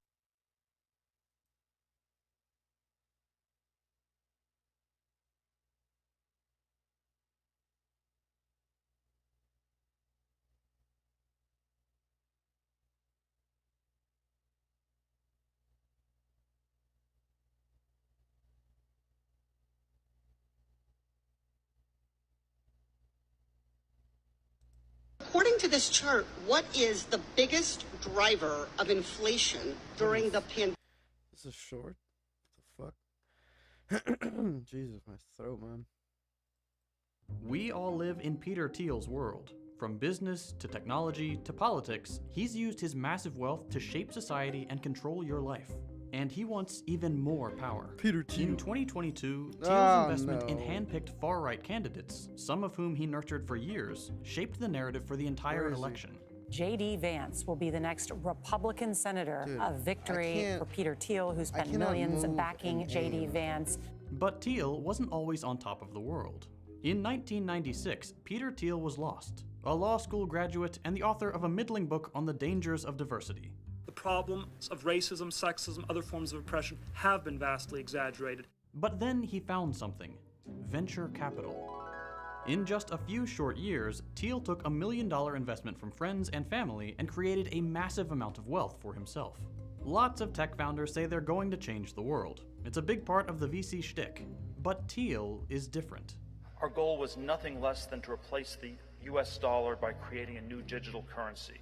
For him, it wasn't about making a pitch sound good to investors. It was about using the philosophy of venture capital investing to forcibly shape the world to his liking. And the world Peter Thiel wants to create is chilling and rooted in VC philosophy.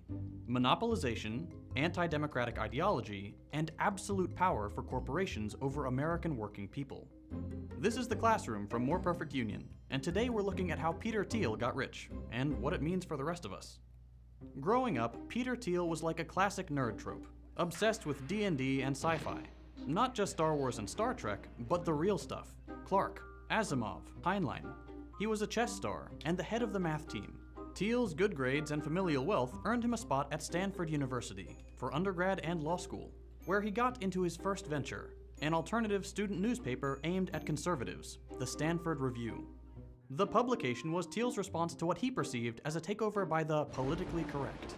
It seemed designed to offend, calling the school's sexual assault regulations too strict, excoriating diversity initiatives, and attacking anything that questioned Western culture. The Review was the beginning of Thiel's later network. Many of the students who wrote for or staffed the far-right newspaper would end up as Thiel's future business partners. Stanford is also where Thiel was introduced to philosopher and professor René Girard, who influenced Thiel's worldview. Girard wrote about how humans intently imitate each other, and how that holds society back. He specifically pointed to humans' competitive nature holding back scientific and technological progress. Thiel really connected with this viewpoint, and it fueled his belief that monopolies are actually a good thing. If you're a startup, you want to get to monopoly. You're starting a new company, you want to get to monopoly. Before graduating, Thiel wrote one last op-ed for the Review, where he said that the PC alternative to greed is not personal fulfillment or happiness, but anger at and envy of people who are doing something more worthwhile. So what was more worthwhile to Thiel? The money business. Peter joined up with a few young engineers building a new way to send payment digitally. Pretty revolutionary in the late 90s. The company started as Confinity, a play on infinite confidence. It briefly became X.com, as partner Elon Musk insisted, but eventually became PayPal. Staffing up, Thiel recruited some of his friends from the Stanford Review. The anarcho-capitalist views of that contingent were essential in the founding of PayPal, he explained at Libertopia 2010. The initial founding vision was that we were going to use technology to change the whole world and basically overturn the monetary system of the world. We could never win an election on getting certain things because we were in such a small minority. But maybe you could actually unilaterally change the world without having to constantly convince people and beg people and plead with people who are never going to agree with you through a technological means. Shit! This is where I think technology is this incredible alternative to politics. You might think of PayPal today as a harmless mechanism for buying vintage movie posters on eBay, but the real goal was to completely destroy the global order of currency. Well, we need to take over the world. We can't slow down now. In a PayPal all-hands meeting in 2001, Thiel told staff, "The ability to move money fluidly and the erosion of the nation-state are closely related," as they were building a system to move money fluidly. But just a few months later, Thiel took the money and ran. PayPal went public with an IPO. We were the first company in the US to file after 9/11. Shortly after, PayPal sold to eBay. Thiel's 3.7% stake in the company was worth $57 million. What happens when you give a guy who wants to remake the world into one that follows his own twisted political vision $57 million? Well, it's not great. Look at his investment in Patri Friedman, a young Google engineer, pickup artist blogger, amateur model, and grandson of Milton Friedman. Which, don't get us started on Milton Friedman. But Patri had a big idea: build artificial islands at sea to house lawless libertarian utopias. Peter Thiel got wind of this and offered Friedman $500,000 to quit his job at Google and get started on the project. Thiel truly saw starting new nations as the same as starting companies. Really, he said it. Just like there's a room for starting new companies, because not all existing companies solve all the problems we need to solve, I think there should also be some room for trying to start new countries, new governments. But starting countries is difficult. What if you start over in a new country, some African country with a few $billion and build it from the ground up? We've looked at this. We've looked at all these possibilities. I think the basic challenges are that it's not that easy to get the country. You might have, you might not want to be stuck with the people you already have. Jesus. And then actually, the basic infrastructure may actually cost quite a bit more. You want to do something that works much more incrementally and organically. Friedman eventually left the Seasteading Institute and Thiel's involvement seemed over. But let's look at the last part of that quote. Do something that works much more incrementally and organically. After giving up on starting a brand new country, Thiel set about refashioning the country he already lived in. This is how Peter Thiel used the venture capital mindset to seize political power. Presumably to the chagrin of Thiel's friends at Libertopia, he immediately got involved with the CIA. His next company was Palantir, a surveillance and data tech outfit, and seed funding came from In-Q-Tel, a non-profit venture capital firm dedicated to funding projects that would be helpful to the CIA. The firm isn't officially run by the CIA, but there is a revolving door of staff between the two, and the firm is colloquially referred to as the CIA's private equity firm. Palantir eventually did help the CIA, and the FBI, and the CDC, and a host of other governmental organizations that would have gotten Thiel booed right out of Libertopia. But to Thiel, it didn't matter that he didn't live in some anarcho-capitalist utopia, because he was building his own using his enormous wealth. Thiel exploited systems within the existing libertarian but only for billionaires system, like his tax trick. ProPublica unveiled in 2021 that much of Thiel's wealth is held in a Roth IRA, a type of tax-free investment fund meant for retirement. The amount you're allowed to contribute is capped at a few $1,000s a year. But in 1999, Thiel turned $2,000 he had in his account into PayPal stock, an investment which paid off. When Thiel was the first large investor in Facebook, that $500,000 angel investment, immortalized by this guy who looks nothing like Thiel in The Social Network, was just a restructuring of his tax-free retirement fund. He can eventually withdraw the over $5 billion in the account tax-free. The average IRA has 0.0000008% of that. Thiel's Libertopia friends have to pay high taxes, but Thiel won't on a large portion of his wealth. Then there's litigation financing. The ultra-rich can actually gamble on court cases. They fund legal fees for a lawsuit, then take a percentage of the winnings if they pick the right side. It's completely legal, and Thiel used it to silence free speech. After Gawker, an online news and blogging outlet, outed Thiel as gay, he set his eyes on destroying them. When Gawker posted a shadily acquired sex tape of wrestler Hulk Hogan, Thiel bankrolled Hogan's lawsuit against the publication. Gawker was bankrupted, and Thiel made a profit. Thiel uses his inordinate wealth and investment principles to get richer, to destroy the free speech of others, and to live in his own libertarian paradise.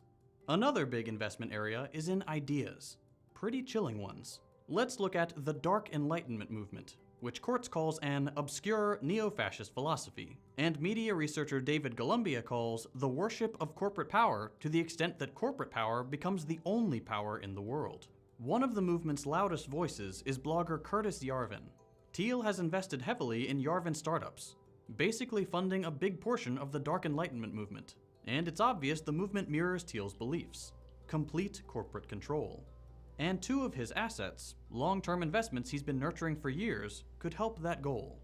2022 Senate candidates J.D. Vance and Blake Masters. Both of them worked for Thiel firms, and he's been bolstering their careers this whole time, supporting their projects along the way. Vance and Masters are long-term Thiel investments. As an investor entrepreneur, I've always tried to be contrarian, to go against the crowd, to identify opportunities that in places where people were not looking. And they're just two of the far-right candidates Thiel invested in 2022. He's been donating big for years in order to further his political goal: a corporate-ruled utopia for billionaires. He's also investing in tech companies that will help his dark political project, like Rumble, a free speech-focused social network populated almost entirely by the far right.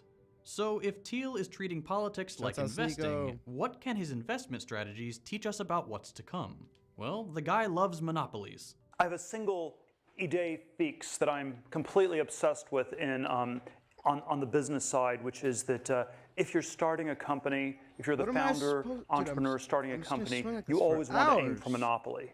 And and you want to always avoid competition. And so hence competition is for losers, something we'll be talking about today. What does it mean when a nation is ruled by a monopoly? One single all-powerful entity? Well, let's just say it's not a democracy. There should also be some room for trying to start new countries. And that country would have a complete lack of accountability for the ultra-rich. Get rid of government regulation of technology. Allow us to build nuclear power, allow us to, go into space, have supersonic planes again, allow us to get rid of the FDA. Peter Thiel doesn't need to build an island to have his libertarian dreamland. He can build it right here in America, and he already is. Thank you for watching, and don't forget to like and subscribe. We'll be covering the stories of other billionaires and multimillionaires to examine the policy failures that made them rich, as well as the worker-empowering stories and explainers you're used to. Cruise with Norwegian and enjoy free unlimited open bar, free specialty dining, and now free airfare, and much more. Be free at sea with Norwegian. Hey, I'm Mr. Beat. I regularly listen to both Joe Rogan's and Ben Shapiro's podcasts. So I was excited last summer to see that Shapiro had once again appeared as a guest on the Joe Rogan Experience, episode number 1512 on July 22nd, 2020. However, something really stood out to me as I listened. There were a lot of logical fallacies in this episode, like more than normal. This was disappointing to me, especially since Shapiro is known as a logical dude. But you're a logical, intelligent guy. So what are logical fallacies? Oh, you want me to tell you? Logical fallacies are common errors in reasoning based on bad logic.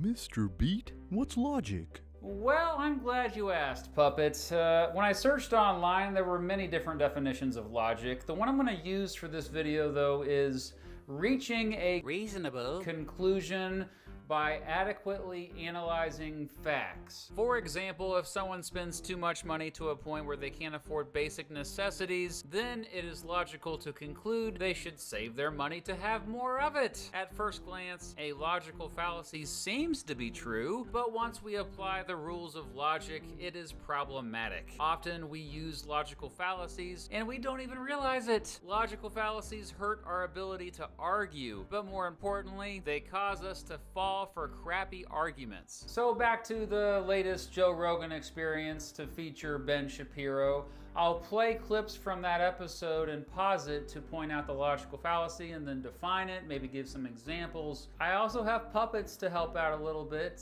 so that's different. Okay, here the two talk about kosher food. The original logic was that you were supposed to kill the animal in the most humane way, was the idea. Now, do I know if it's the most humane way now? I have no idea. It's most certainly not, Ben. Okay, well. Because you have to slice Take it up with the throat. rabbis, man. I don't know. When Shapiro says, take it up with the rabbis, man, I don't know, that is an example of the faulty appeal to authority fallacy. That's using the opinion or position of an authority figure or institution of authority in place of an actual argument. One can be guilty of committing a faulty appeal to authority by trying to impress us or make us reluctant to challenge that authority's viewpoint. It just seems like he is making it up. How can you say that? Every week he keeps on changing things. He's doing it to make sure the faithful do not become complacent. But what is it with all the chickens? Whoa, that is teal-level stuff. Way out of my league. Here's another example of the faulty appeal to authority fallacy about the 1619 Project, which we will get into more later. It's not good history. There are 4 Pulitzer Prize-winning historians who have said this is not good history. Okay, be listening for the phrase, "this isn't my argument," coming up here soon. The story of America is trying to fulfill the promises of the Declaration of Independence over time, make those promises available to everybody. And this isn't my argument. This is Martin Luther King Jr.'s argument when he talks in the March in Washington about fulfilling the promissory note of the Declaration of Independence. He says, we're here to cash the check, right? You issued us the check, and then you didn't let black Americans be Americans. We're here to cash the check. This is the argument Frederick Douglass, the freed slave, makes in 1852. He makes a famous speech before slavery is ended. And he says July 4th doesn't mean anything to black Americans because we're not included in the bargain. Martin Luther King said, in the name of the flag, civil rights are necessary. Okay, enough of those. Let's move ahead a bit. And the move from LA being a pretty safe, fairly nice city, suburban in orientation, to just overrun with horror shows is really, it was a lot faster than I thought it would be. But it's sort of you're right, it's a gradual decline and then it's just off a cliff. Obviously, this is an exaggeration here, but I'd also argue that this is an example of the either-or fallacy, also known as the black or white fallacy, or false dichotomy fallacy. The either-or fallacy is when someone asserts that we must choose between 2 things, when in fact we have more than 2 alternatives. So here, Ben is basically saying, hey, it used to be a very nice suburban-like city, and now it is the worst city ever. You basically have two extremes when I think we all know that LA is somewhere in between. Okay, here's another example. How much of that is historic redlining and how much of that is an 18-year-old kid today deciding to pick up a gun and shoot somebody? And yet another example. It's a shift that's happened throughout American society that went from the notion that men were acting like pigs and they should stop acting like pigs to what if everybody acted like pigs? Here's a part of the episode where Rogan starts talking about regularly seeing the homeless in tents all over the city. Well, you started to see tents, and you didn't see them at all for decades. And then all of a sudden I started seeing tents. Now, don't get me wrong, there is no doubt that homelessness is a big problem in Los Angeles right now. But Rogan just is sharing what he's personally witnessed in parts of town, making it sound like the entire city is like that, when there's no evidence of that. This is called the part to whole fallacy, also known as the composition / division fallacy. It assumes that what's true about one part of something has to be applied to all or other parts of it. And here's another example. And yet it immediately turned into, who can we blame? Who's to blame for all these dead people? Maybe it's Ron DeSantis, or maybe it's Cuomo. Like, who can we blame? Sure, some in the media looked for people to blame, but definitely most did not. And now Rogan's going to tell an anecdote. I took my family there before COVID, like 4 months before COVID or so. We were going to go to, there's a famous donut place there. So we said, just one of those goofy Sunday things, like, what do you guys want to do today? Let's go get donuts. So we went to downtown LA, like, holy literally human on the streets. Everything smelled like piss. Bums everywhere. And I'm like, okay, stay close to me. Stay over here. Yeah, this is a pretty common one. The anecdotal fallacy, using personal experience or an isolated example instead of a valid argument. And let's face it, most of us are very biased based on our personal experiences. Here are some more examples of the anecdotal fallacy in the episode. And then over the past 13 years, like I live in a pretty decent suburban area, and I'm seeing like open needles on the street. Walked out of my house one day, there's just a guy lying face down in the gutter like Edgar Allan Poe. Like, I remember one time we were filming in downtown LA. Anyway, we were filming some Fear Factor stunt, and as we got up, we could see people smoking crack. And I go, oh, look, there's people smoking crack right there. And the guests on the show, like a lot of them, they fly from all over the country. And they're like, is that real? They're really smoking crack? I'm like, that's crack. That's a homeless person smoking crack. Welcome to LA. It's right there. I know people who died in the hospital of COVID and their family could not visit them. I didn't think it was ever going to get to the point where you're on like Winnetka off the 101 and there's 80 tents and they put a porta potty there. By the way, the following are clips from the same episode. Anecdotal evidence is evidence of an anecdote. It is not evidence of a broad national trend. And I know what you're saying, that these are anecdotes, and this doesn't encompass the full statistics of cops versus black men and how what is exactly is happening. I don't like the idea that you are going to attribute to all of America a sin that is, number one, anecdotal in nature. He's reacting to something that's anecdotal, but there's many of those anecdotes, and you see them over and over again. And I was a bit surprised to hear this one, actually. Here is a loaded question. What do you think caused the slide, or the expansion of the slide? With further context, listening to the whole episode, Rogan is referring to the steep decline of Los Angeles. Now, it's a loaded question because, it's not a fact that LA is in steep decline right now. Don't get me wrong. Things have gotten pretty bad in LA over the past year or two, as they have in many American cities. But if you look at LA historically, this is not as dramatic as Rogan and Shapiro are trying to make it out to be. A loaded question is a question that's asked that has an assumption built into it. Often it is two questions in one. One is hidden behind the other. It's like asking, why did you take that cookie? When you should have asked, did you take that cookie? First. And so the better question for Rogan is to ask, is Los Angeles sliding right now? Or perhaps even, how bad is the slide in Los Angeles right now? Folks, here's one of the most common logical fallacies I see in media. That is the Texas sharpshooter, also known as cherry picking. Shapiro here is going to focus on specific evidence to back up his argument about why homelessness is such a big problem in LA. And then they got a ruling from a court that you're allowed to live in your car, because for a while you weren't allowed to live in your car, and then it was you're allowed to live in your car. So now you're basically allowed to leave your stuff on the sidewalk, and the police are not allowed to move it, and you're allowed to live in your car. And then there was this sort of equity movement that said, okay, well, things do it in business districts, but Why can't they do it in like more suburban areas? Why can't they just move into nicer areas? After all, if there's misery, it should be equally spread across the city. The Texas sharpshooter fallacy is when you cherry pick data clusters to suit an argument, or you find a pattern to fit a presumption. You basically just ignore evidence that doesn't neatly fit into your argument, and you focus on evidence that does help your argument. It's pretty convenient, actually. Homelessness is a very complex problem with lots of different causes. Shapiro confidently explains why homelessness in LA is such a problem, focusing only on certain evidence while ignoring lots of other evidence. And now here's a clip where they talk about marriage. I'll go data-driven, which is the longer you live together with somebody before you get married, the higher your divorce rate after.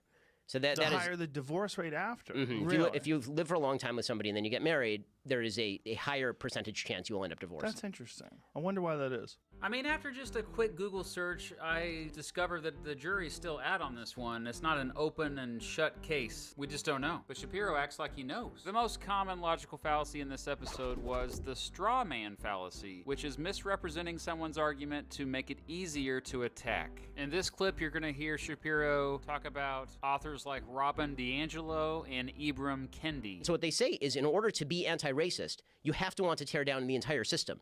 They literally say this. I'm not really, I know that I'm not misidentifying the argument because I've read their books. Yeah, he's misidentifying the argument. They never said that. At least when I was looking at the books, I couldn't find it. Oh, he keeps going with the straw man fallacy. The basic notion that to be anti-racist, you have to tear down free markets, or you have to tear down free speech, or you have to, and what that means is, of course, that anytime there's rioting and looting, that's really just an expression of outrage at the broader American system, and so it justifies that sort of stuff. Saying that to be anti-racist, you have to tear down free markets or tear down free speech, that is definitely misrepresenting the other side. Now here Shapiro has a rant against the 1619 Project, which personally I'm not a fan of, but he just completely misconstrues and oversimplifies what their mission is. So the idea is that the entire history of America is a history of a system that is endemically white supremacist, and that all of the Declaration of Independence is basically a lie, that the principles of all men are created equal, that was a lie when it was written, and it's a lie now, that the idea that we have rights that pre-exist government, that's a lie. All of these things are lies. The Constitution was built in order to enshrine white supremacy, and no evolution has taken place. So they essentially make the argument that from 1619 to 2020 is a continuum. Racism has gone underground a little bit, but it's still there, and it's still implicit in all of our systems. So the 1619 Project has essays blaming literally everything on racism. I mean, sure, all that is partially true, but I don't even know if Shapiro realizes he's doing this, but it is exaggeration. Here's another one. Shapiro does not think that systemic racism or institutional racism really is a big issue. History has consequences is not the same thing as saying the rules today are racist.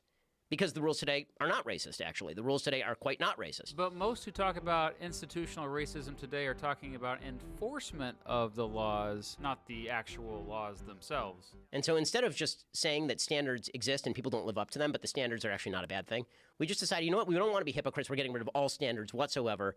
Everybody shouldn't have standards. And if you believe that anybody should have standards, then you're a hypocrite. I mean, he keeps saying we, but let's first establish even a small group that is saying we should get rid of all standards. And they shut down the entire county so that douchebags could run around shattering windows, pretending that they were standing up for social justice. No, that's not why they shut them down. They shut down Rodeo Drive at 1 p.m. so that people could run up and down Rodeo Drive talking about how capitalism sucks while tweeting from their iPhone. While stealing Nikes. Oh, that's a 2-for-1. Not only was that the straw man fallacy, but that was also a tu quo que fallacy. The tu quo que fallacy is dismissing someone's viewpoint on an issue because he himself is inconsistent in that very thing. Basically, hey, this person's a hypocrite, so why should I listen to what they're saying? Shapiro and Rogan here are basically downplaying criticisms of capitalism because the critics themselves benefit from capitalism. Are you tired of having to come up with well thought out arguments to defend yourself?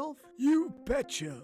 Then you should try the Tu Quoque app. It removes all of the effort by refocusing the criticism back at the person that's giving you guff. How does it work? The app auto-generates insults and other shortcomings to take the heat off of you. That seems kind of asinine. Of course you would say that, because you're a jerk. Tu Quoque. you can only protest if it's a Black Lives Matter protest. What about a protest for increasing your immunity? What about a protest for educating people to the techniques and the strategies for increasing your immune system?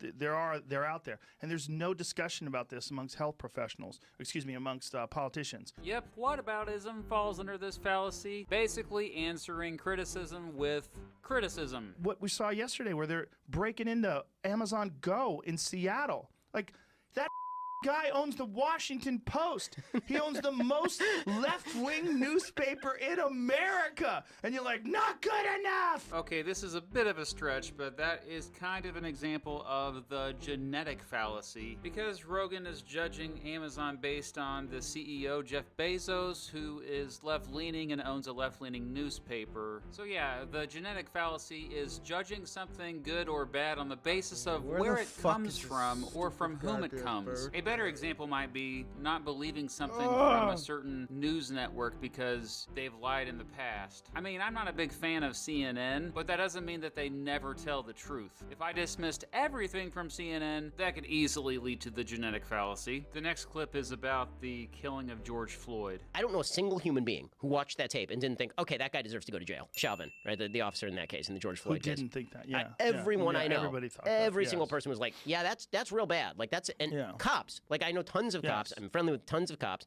and not one of them was like, yeah, that's good police procedure. I'm glad he did that. Like no one thought that. This is not quite a fallacy, but it's almost a no true Scotsman fallacy, which is making what could be called an appeal to purity as a way to dismiss relevant criticisms or flaws of an argument. If Shapiro found out that yes, actually, there were people out there who thought that Chauvin should not go to jail, I'm predicting he would say, well, no decent human being would want to see Chauvin not in jail. Later in the show, when they're talking about Colin Kaepernick kneeling during the national anthem, here's a more clear-cut case of the no true Scotsman fallacy. No, because I think that he made a serious error, which is that the most positive movements in American social history have been ones that don't kneel for the flag, but say, in the name of the flag, you should do X. In other words, no true patriotic American would protest that way. Since the Colin Kaepernick controversy and the George Floyd killing, there has been increased discussion about defunding the police. Ben Shapiro's going to take that a step further, though. Let's have a conversation instead about, like, just completely defunding the police. We want to have, like, a responsible conversation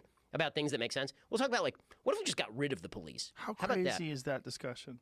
That discussion, when people were really saying defund the police, I'm like, cooler heads will prevail. This is an example of the slippery slope fallacy, which assumes that if we allow A to happen, then Z will consequently happen too, therefore A should not happen. When they say that defunding the police will lead to no police, that is a slippery slope. Okay, here's another 2-for-1. You're seeing what's happening right now in Chicago. You're seeing what's happening right now in New York, where you have this massive uptick in violent crime because it's perceived that the police presence has been diminished greatly. I mean, New York City has had record crime, record homicides. Who would have thought? Who would have thought? First of all, that's an example of the false cause fallacy, assuming that a real or perceived relationship between things means that one is the cause of the other. They are assuming that the record crime, side note, I'm not sure exactly what they mean by record crime, but anyway, they are assuming that that was caused by defunding the police, which was not done anyway most places. Okay, let's rewind it and watch it again here. I mean, New York City has had record crime, record homicides. Who would have thought? Who would have thought? That's also an appeal to fear fallacy, when a person attempts to create support for an idea by attempting to increase fear towards an alternative. As I said before, there's no evidence to back up what they're claiming, and so they're really just trying to scare people, saying, hey, if we're going to defund the police, then there will be chaos, man. That if you were protesting against lockdown, you were very bad, right? Then you were a racist, and you were going to get people killed, and you should wear a mask.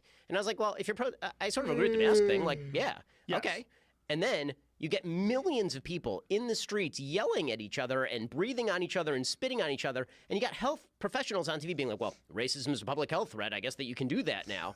It's like, well, what the? You know, apples and oranges are both fruits, but other than that, they don't have a whole lot in common. So yeah, this is the apples and oranges fallacy, the false equivalence fallacy, making it seem that two different things appear to be logically equivalent when in fact they are not, even if they share a common trait. He's talking about the George Floyd protests, and he's talking about the anti-mask protests. They both are protests, but the anti-mask protests, hardly anybody was wearing a mask. So that's a pretty big difference. Here's another one. A cultural change that does not place tremendous emphasis for black or white or for anybody on personal responsibility and personal agency. There needs to be a mindset change. We do this, by the way, in all other areas of American life except for the most important decisions. In the area of sports, nobody does this routine.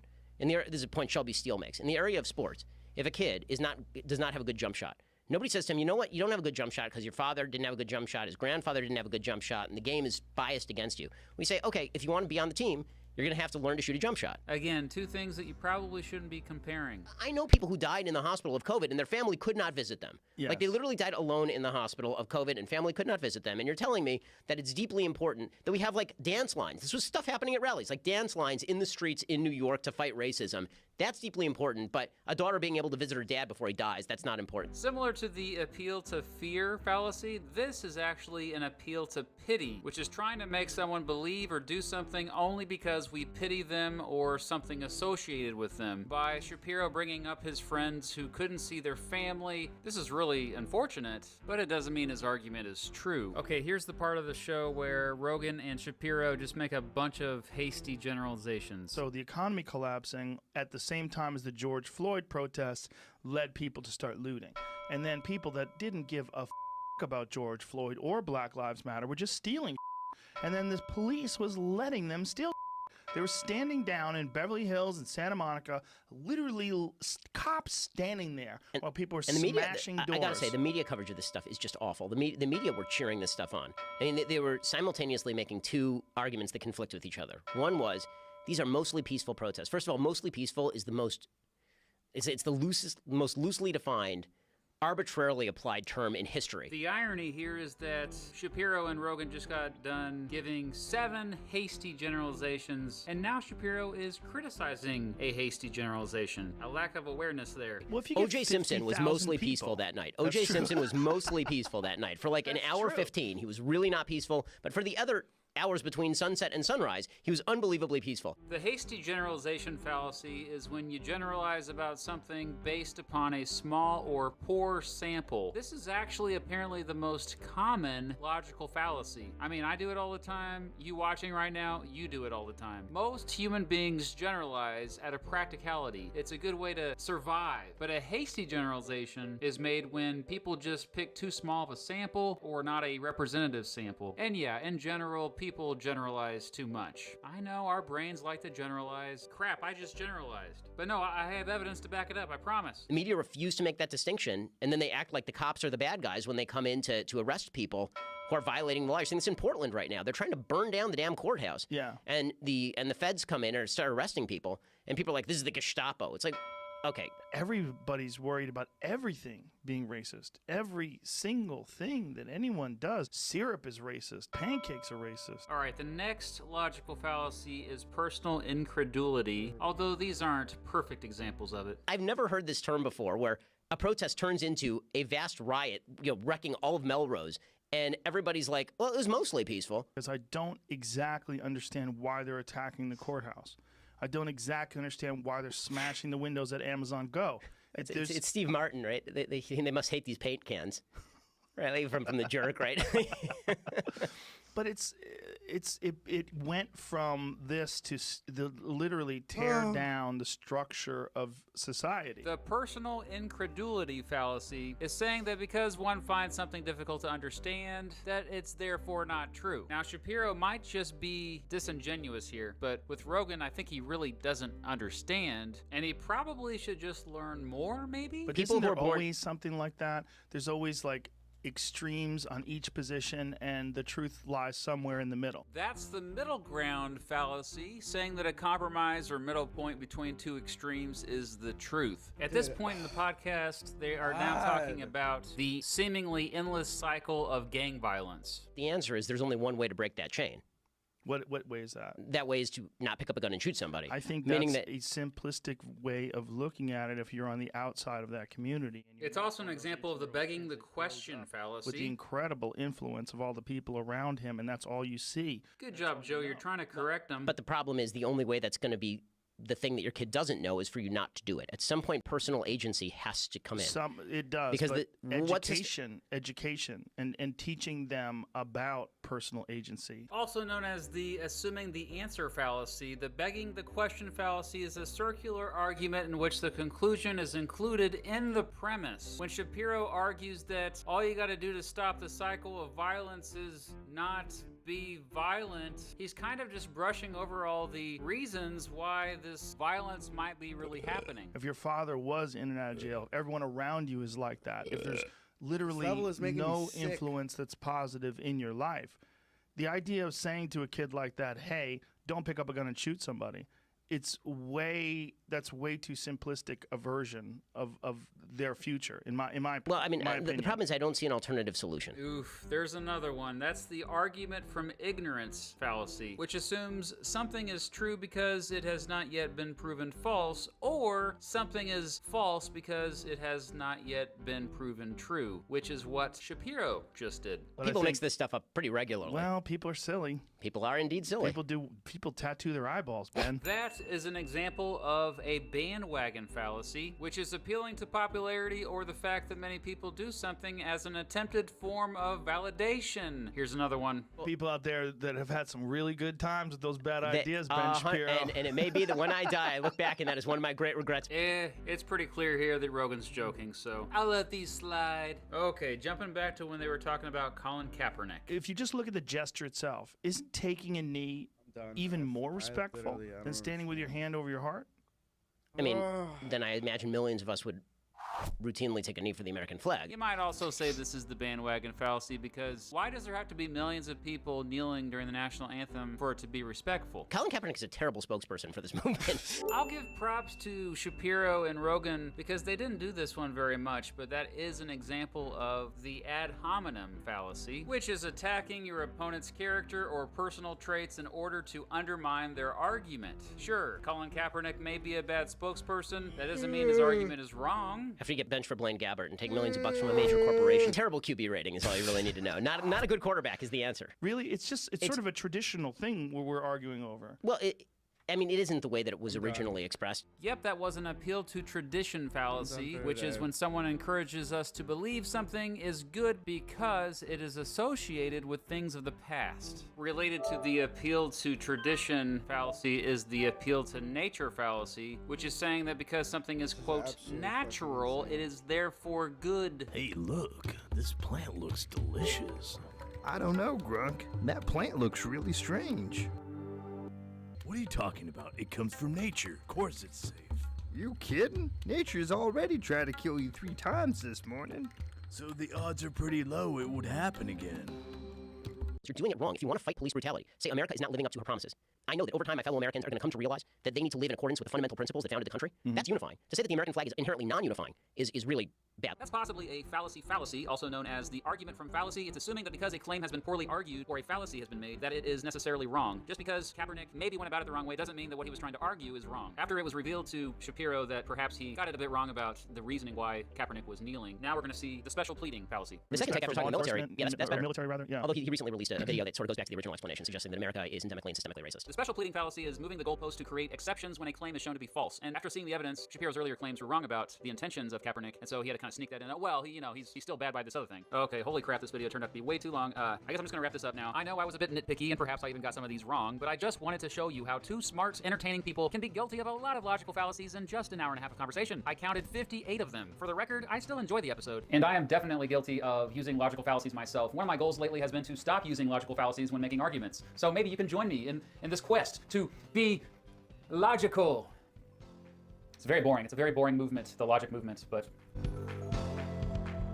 Okay, Mary Jane did it to me, bro. I had to quit. Fuck this. I'm done.